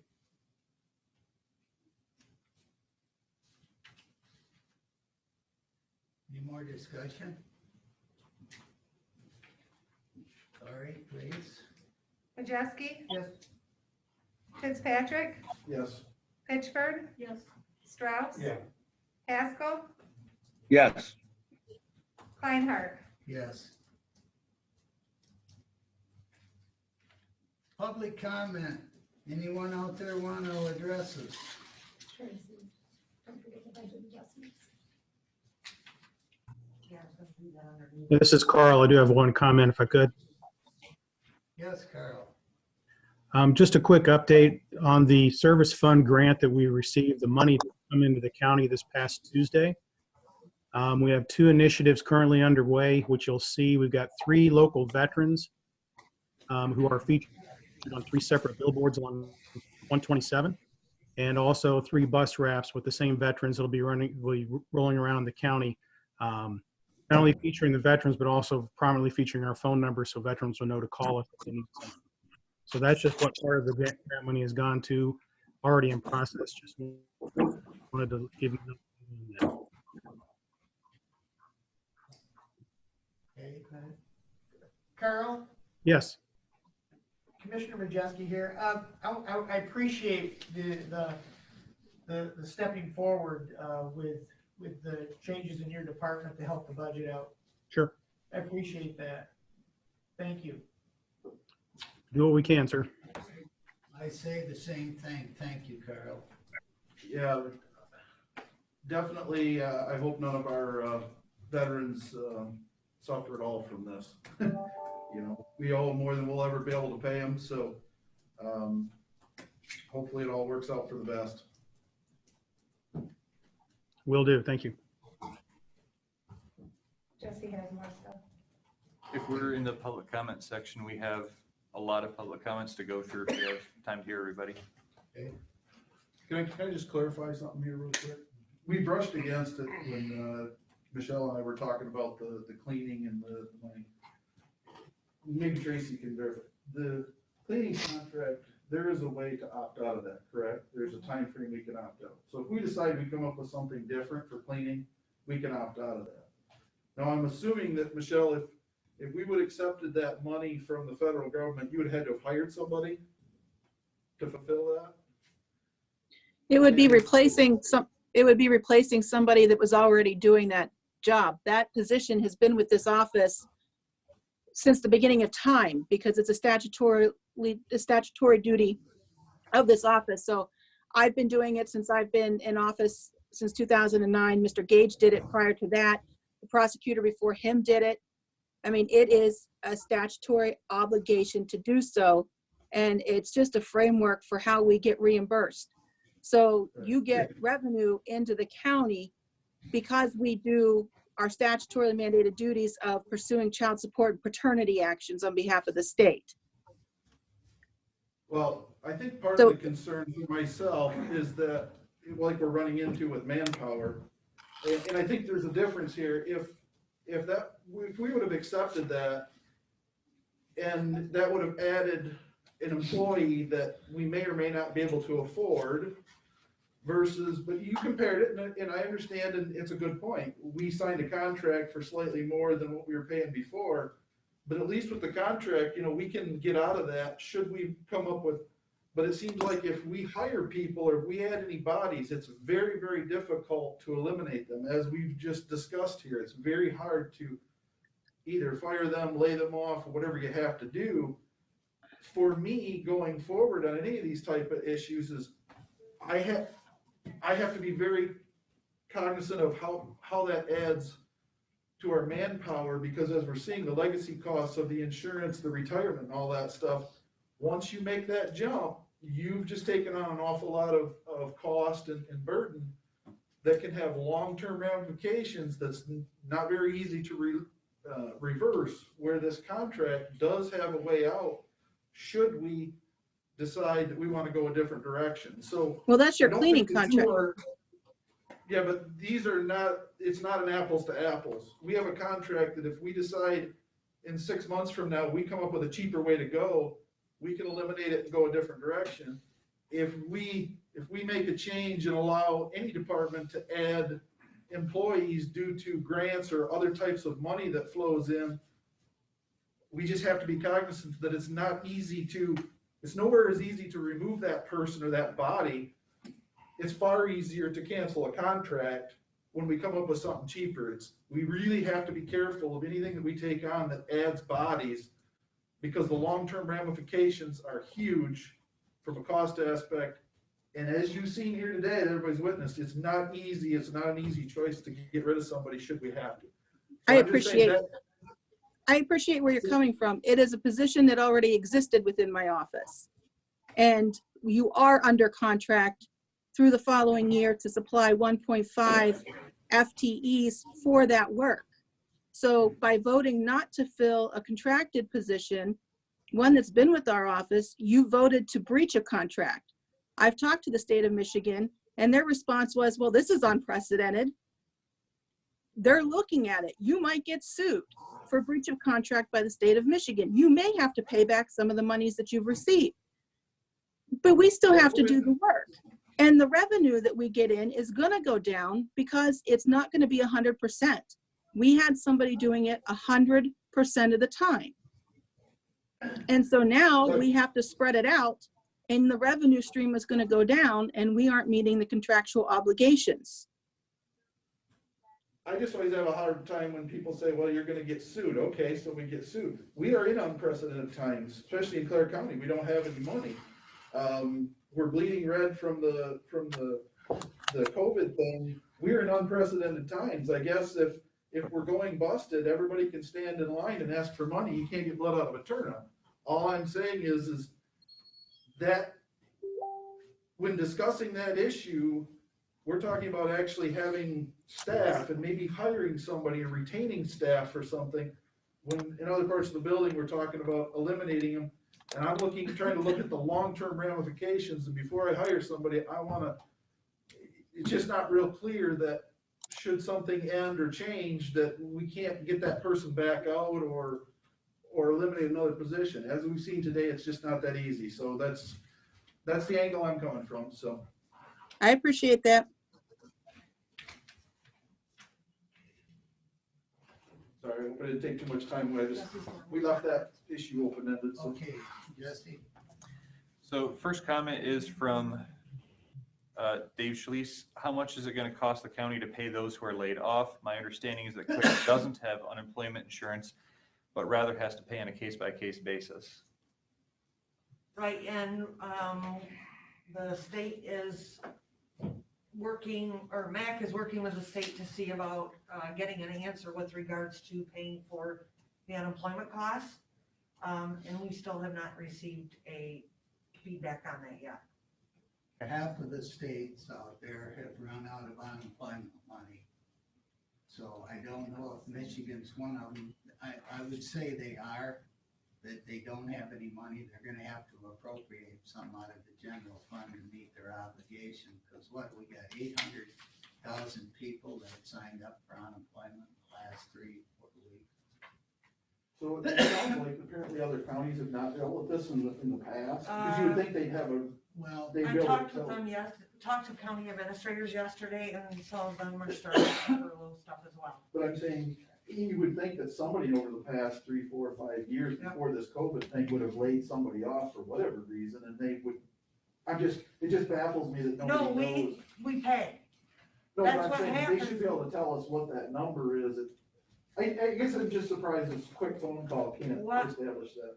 What number is?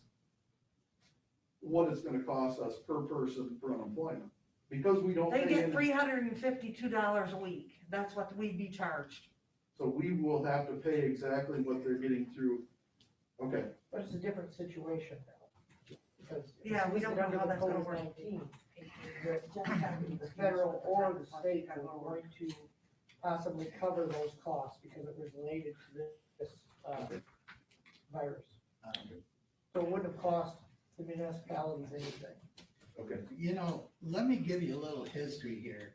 Back when this whole thing come down, the MAC and the other counties suggested that we keep our employees on because it was only gonna be for 2 or 3 weeks or whatever. Well, then another extension. They said, keep your employees on because of the unemployment type thing and that. Well, now it's keep drawing out. The state paid their employees up till this week. They laid off some employees. But when they laid them off, they guaranteed that they would get unemployment right away. We can't guarantee that. So that's why we didn't do like Dale suggested. We should have pulled the plug right from the start. But Mac told us that to keep them on, it was gonna be short term. Well, it hasn't turned out to be short term. So. He's got more. You got more, Go ahead. Jesse? Oh yeah, we got more. Go ahead. Dave Aldrich has said, we don't have the money now. Make the cuts and do what we have to settle the ship. We are prolonging the inevitable. Make the layoffs now and let the people who are going to end up jobless collect federal and state unemployment money. Dwayne? That was what I said. Not fun, but, Either now or later. Dwayne has said, I know this is hard, but this has to stop. The voluntary method will not work long-term unless a senior employee takes it and does not come back. You need to know the financial number you want to have to balance the budget for the loss of revenue and for what you want in the fund balance and do the layoffs that are going to happen ultimately anyway. If you don't know the revenue lost, then do the amount you want and put it in the fund balance and act on it. The public and employees that would be laid off are losing money the longer this goes on. Who is that? The undersheriff. Oh, Eager said, lay off the lowest people now. That way they can have access to the additional monetary funding now for unemployment. They will make much more in unemployment than the county can/will pay them. I agree with Aldrich. The undersheriff says, we at the sheriff's office with a small amount of $7,500 can supervise the trustees for cleaning and save the county $72,500 on the cleaning contract to save our public the money. You can always entertain that, talk about it, there's no. Dave Aldrich says, again, we are continuing to say we have no money, then make the cuts we have to, stop prolonging. well, if I wasn't part of the people that was gonna get laid off, I'd say the same thing too. Mm-hmm. Anybody at the sheriff's department knows they're not gonna get laid off, so they can take pot shots at us all they want to.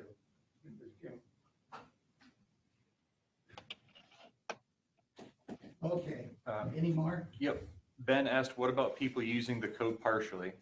I believe that was in regards to the emergency pay code when there was discussion on laying people off non-voluntarily who were using the emergency payment code. It was left up to the department head. Okay.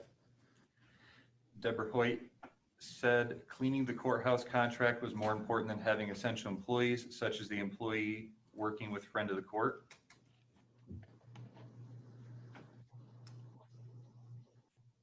Kim Davis asked, are you including people using the emergency code that are actually working at home during this time, like Jody and Sandy in accounts payable in the payroll department? The only reason they are working at home is to eliminate some exposure to the virus and your IT department. I can answer that. Mostly the is being used for those times that they are not working. So part of it, yes. Other parts, no. And I would like to clarify that the IT department has not been using the emergency code because we are actually working full-time. Okay. Dave Aldrich says, just lay off lowest seniority and end this. Kim Davis says, MERS tells you to apply at least 2 to 3 months before you plan on retiring. Undersheriff has said, employees can only retire if they have the 20 years and aged 55 and are able to draw. If they go before that, they can't draw until the vesting age of 60. Otherwise, they are freezing it, and it isn't an early retirement because we aren't at 100% with MERS for an early retirement option. They would be doing a voluntary resignation / freezing of retirement until the drawing eligibility age of 60.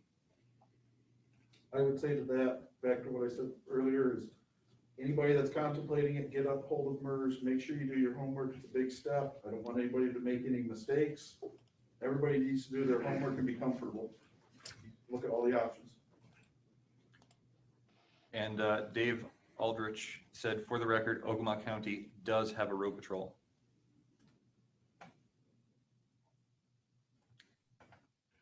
And let's see, we just had another one come in.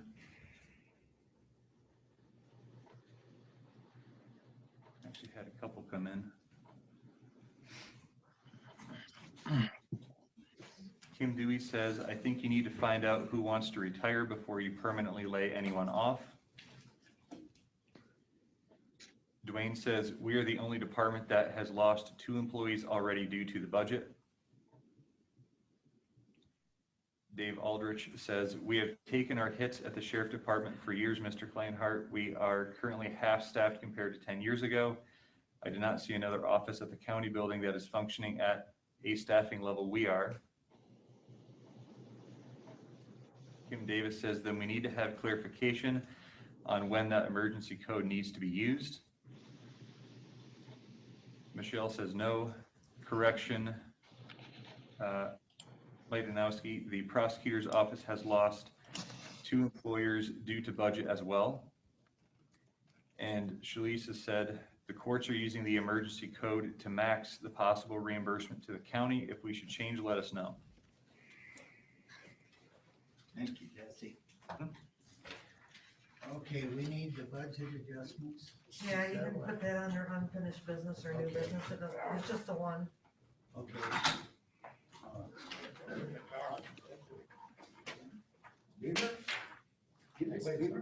I need a motion to approve budget adjustment.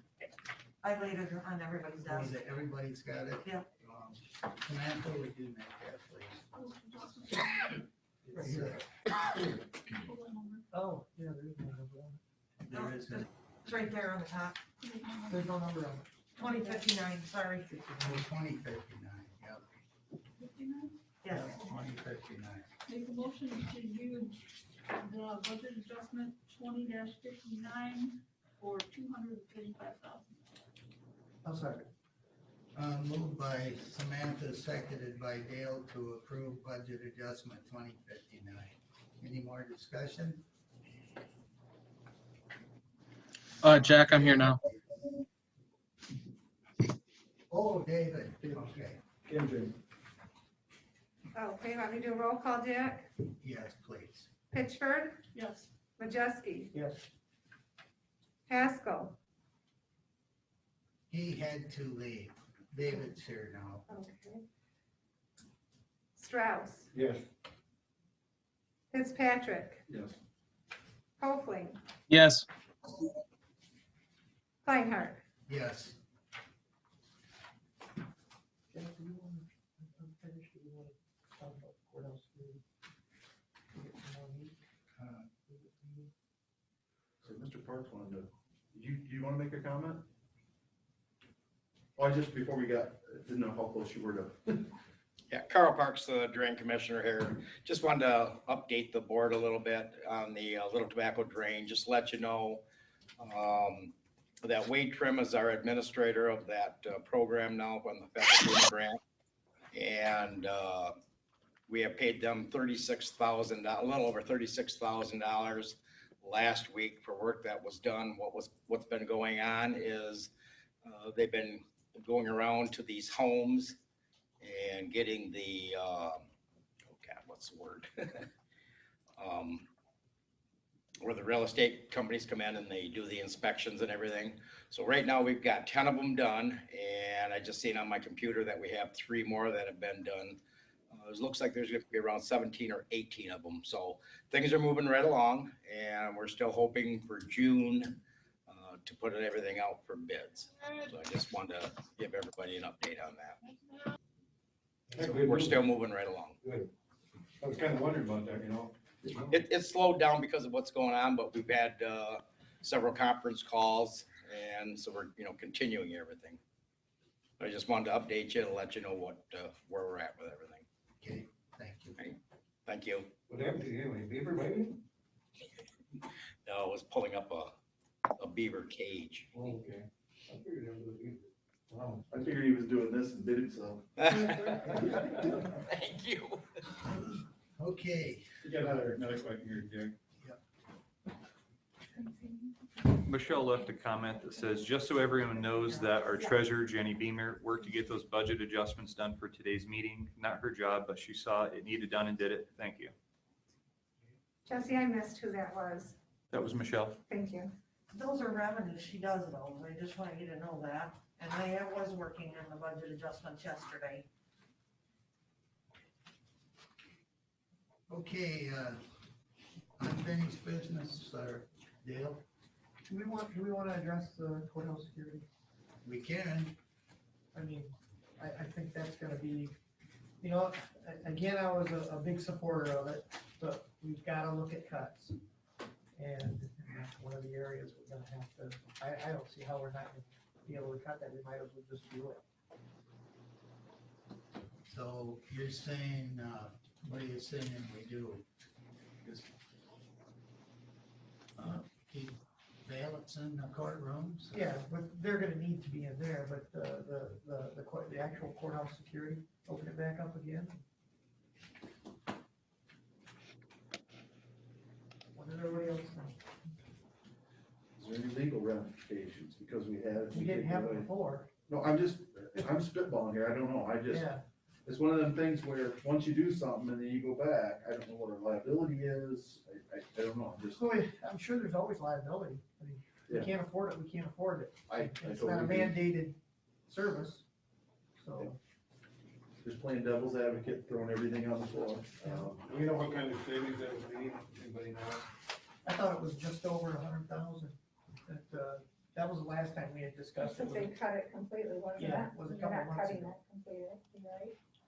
To make it was down around 70 or something, if I thought they it did the minimum. was 100,000. I mean, we can't take courthouse security away from the courts and stuff. I mean, that's always been there. They've gotta have those. It's just the added that we had with the closure of the building and the steps out here, or the corrections officers out here. Basically, we go back to the system we had in place over 2 years ago.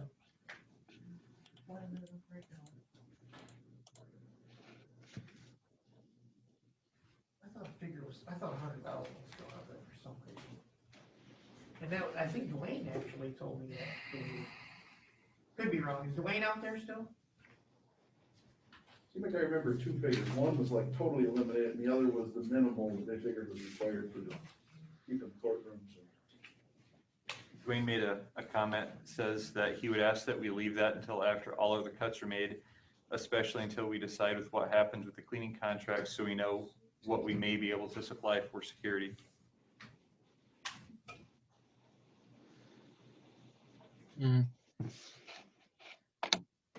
Well, what if we just take a recess on cleaning? Let the departments handle their own. Well, we've already agreed We to the signed the contract. contract. Did we give it to them? Well, I just think we need to have a formal discussion of how that's all gonna work before we pull the trigger. Something, I'm not saying the inmates wouldn't be watched and that kind of thing, but something about the inmates going through the courthouse and through all the departments and that, unless they just clean the halls and that. They're not gonna Just be able to go something into the makes courts. me pretty uneasy. 118,000 is left in that budget, but of course you won't be able to cut all that. For what? The security budget, the court security budget. But that's what's left in it. Correct. That's not what it would cost. We're looking, I'm looking out. You know, you turn this over and we're looking, where was that Tracy just had there?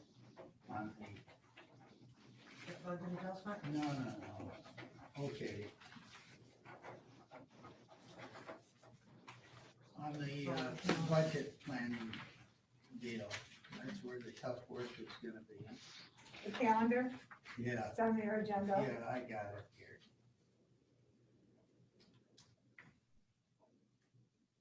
You know,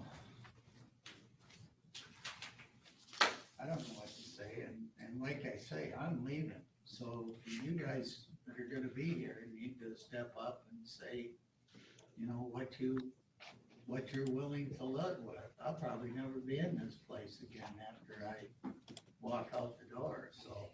Today?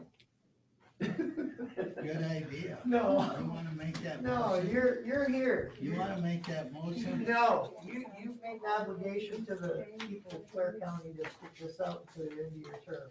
December 31st. That's You know, right. I just don't know what to do. I agree with them that we gotta rip the Band-Aid off, but it's people's lives excuse me, people's lives were affected, and I really didn't sign up for this. None of us did. And I think, how in the hell did we get here? Well, we got here by dipping into the fund balance every year. Well, we got here because we spent more money than what we brought in, and we did it consistently.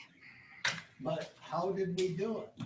We did it because people needed this and they needed that. And Water, water, we didn't say no. It's water under the bridge now, what we need to do. you gotta say no. There's nothing we can do about what has been done in the past. What we need to do is look at the future. And what we need to do is to figure out how to sustain the services that we have for the community. And if it means cutting, we have to cut. Do I wanna cut? No, I don't wanna cut.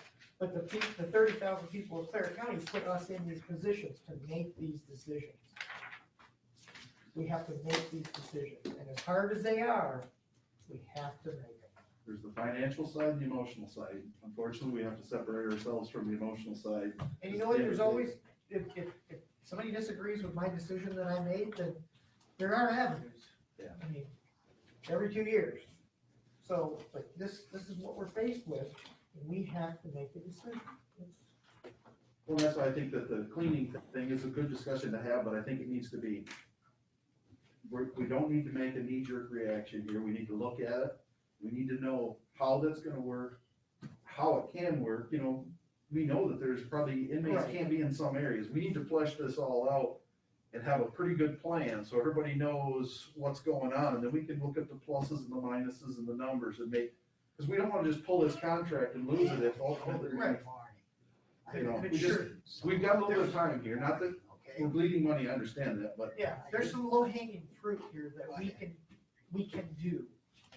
And we need to do because we know inevitably that's what's gonna happen. We're gonna have to make those changes.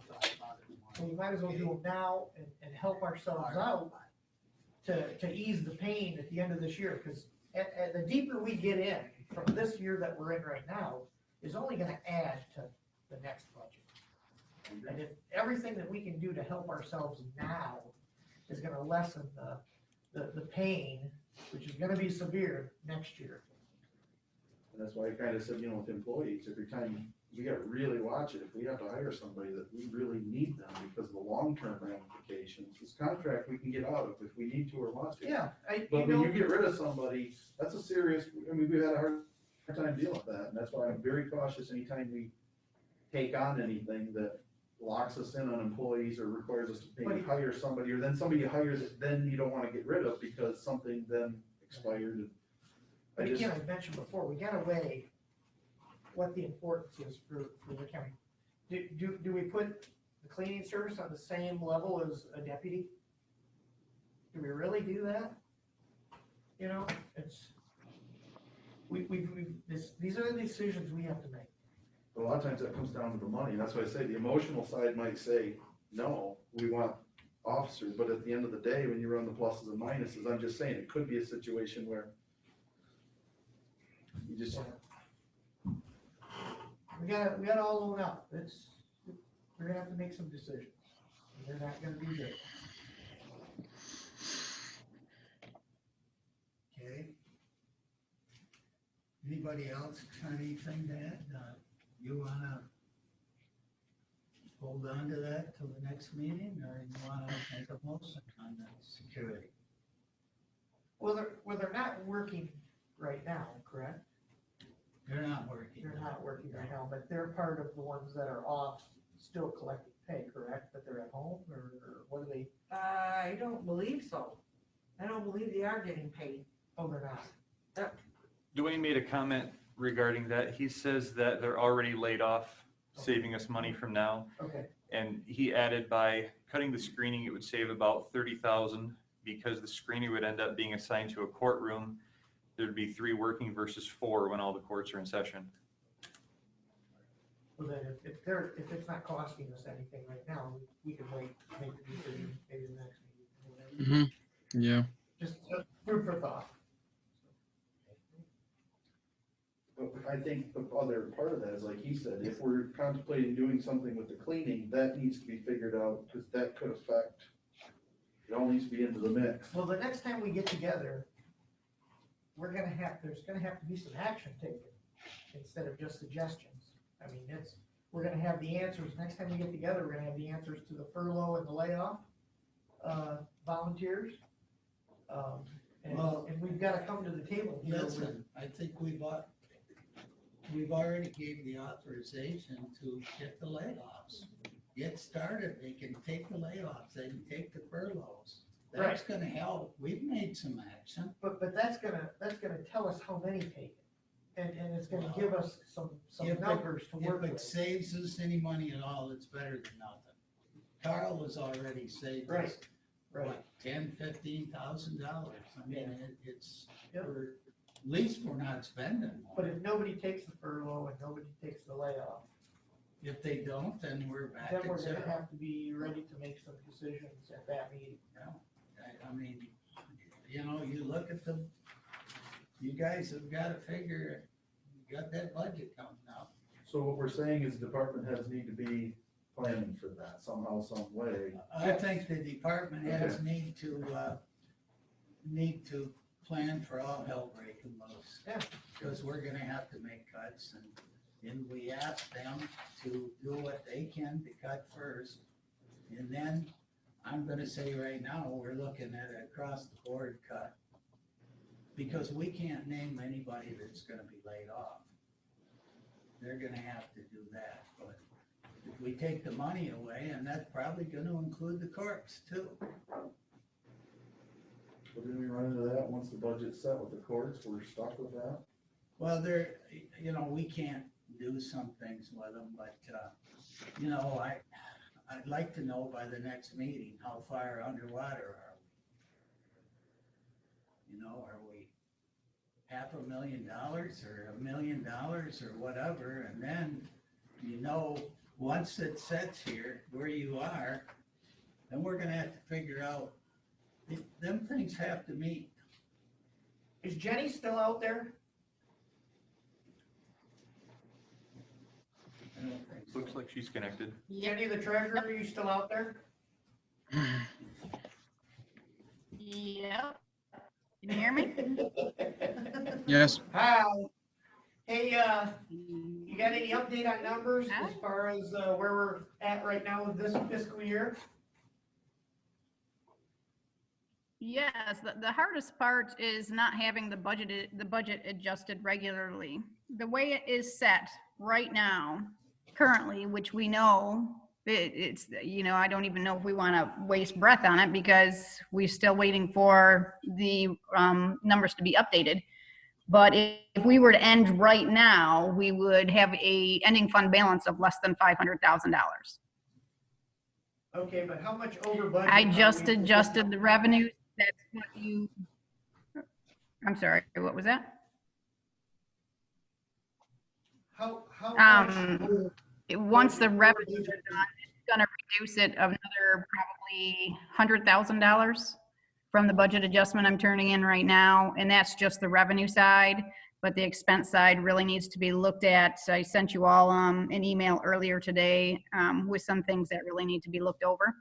And just some ideas I threw down that I have no idea if it's possible or not, but things like the gas prices are down, and a lot of people that were reimbursed for gas aren't working right now. So are any of those lines able to be reduced?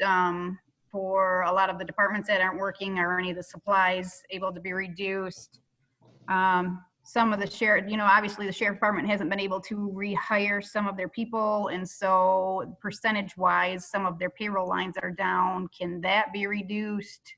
I have no idea. I'm not saying to do that. I'm just trying to look expenditure wise, just some of the things I was looking over. And then there's some other lines that need to be looked over on the expense side. So in order to get good figures, we have to have that update all the time. I'm doing those adjustments now. So if you had to take a snapshot today, I know the last regular board meeting we had, I thought you said we were approximately 340,000 overspent for this fiscal year. And if we stayed on That would have been, yep, that would have been for the 2019 year. We ended up the 2019 year with an ending fund balance of 835,000.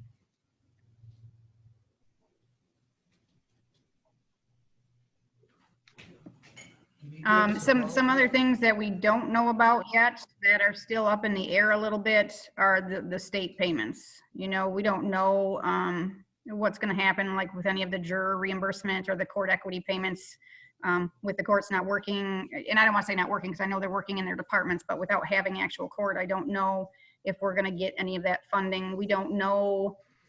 They say that county-wise that we should be okay with the revenue sharing. However, with the deficit at the state, we do not know exactly if we're going to get all of that revenue sharing money. So that's kind of up in the air as well.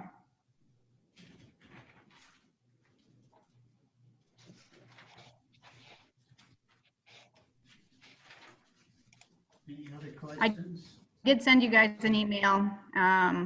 It has a lot of that in there, but you know, I went home sick last night and I've been working on it right now, or been working on it. I wasn't expecting to have a meeting this quick, so we might have to have another special meeting, really be on top of these budget adjustments. I got that you sent, Jenny.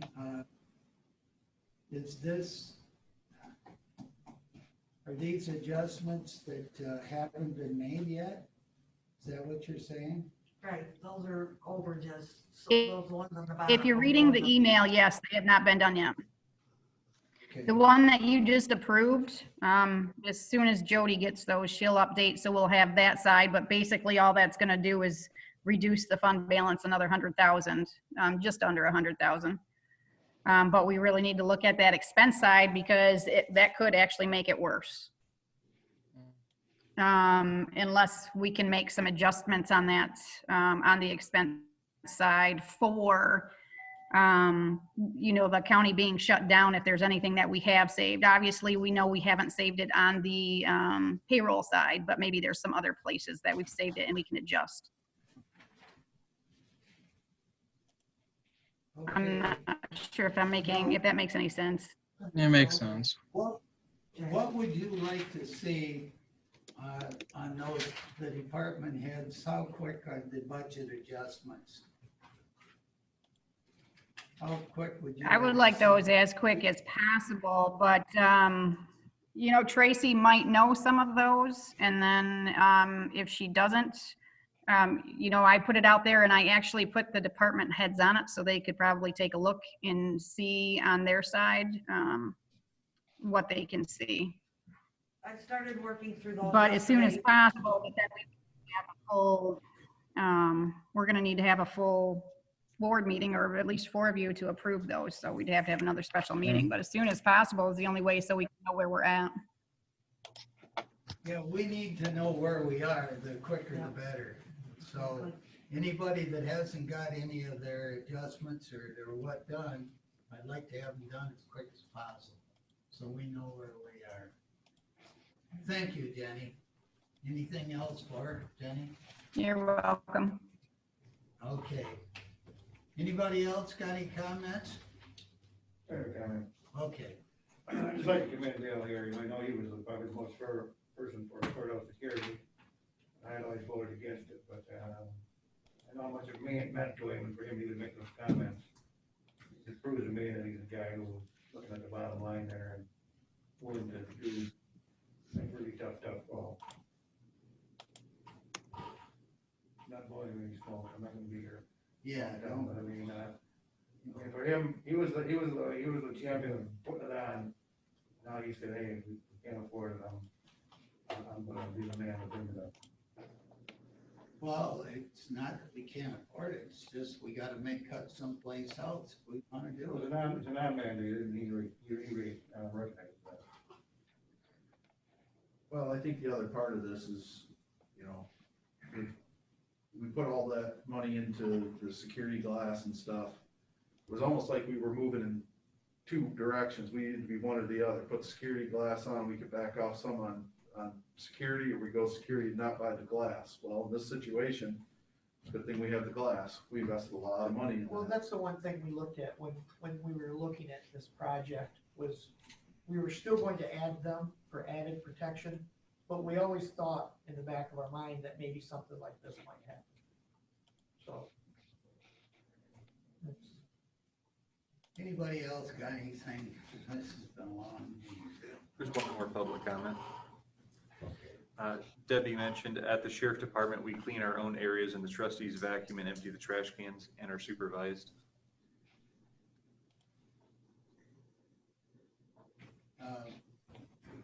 We need to, the next time, we need to discuss the cleaning contract, whether we let the departments clean it, or have the inmates do it, or. I can come back to, department's gotta determine what they can do, how they can do it. If there's some areas that inmates can't go into, we're not gonna be allowed to in the courts area. And those people are gonna have to decide whether they're willing to do it, or we gonna have, I mean, we gotta figure it out. Somebody's gonna have to do the cleaning. If they say they're not gonna clean it, or, there's just, to me, there's just some logistics that have to be worked out, so we know where we stand. I know the inmates do a good job on the grounds and that kind of thing, but that's a whole lot different than coming in here. I mean, talk about giving up security, you're really giving up that. Well, that's why the biggest part of the building, or I say the biggest part, I mean, is the courts. There could be a lot of restrictions there. That could be a third, let's say a third of the building that they aren't allowed in, so how is that gonna be handled? There'd be issues with Department of Corrections, I know. Yeah. So all I'm saying is just looking at all the options, understanding that if some of these offices aren't willing or don't want to, or whatever, do their own cleaning, and the inmates can't go in there, then I guess they're gonna have to do we just gotta iron all that out. I just don't wanna start down that road and then find out we got chaos. Well, they can't go here. We should have talked about where can they go if we're gonna use them. Yeah, Is there any restrictions? How are they gonna be supervised? How is it gonna be done? Have a plan. Tracy, that's something you're gonna have to do, okay? Yep. You check with the departments and see how that will work. Whether I can clean it up. AWL are top of the line of service, every place they go, and the work they do that I've seen, they're just top of the Well, line. I think.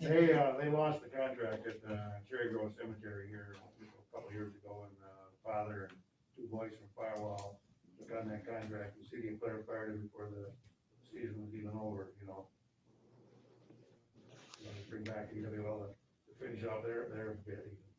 Well, I think this courthouse has been cleaned pretty well by them, but that's part of it. Are you willing to give up some clean windows and that to save the money? Maybe it ends up being a combination. Maybe they still do some cleaning for us in some key areas that just makes more sense and their cost is greatly reduced. It might be a hybrid. I don't know. That's why I'm just. That's a looking at good it. point. Okay. We're adjourned.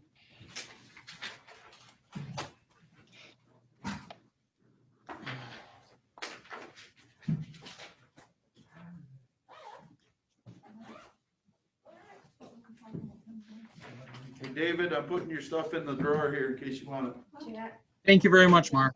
it's your signature. You got a whole slew of them. Here, you sign it. No.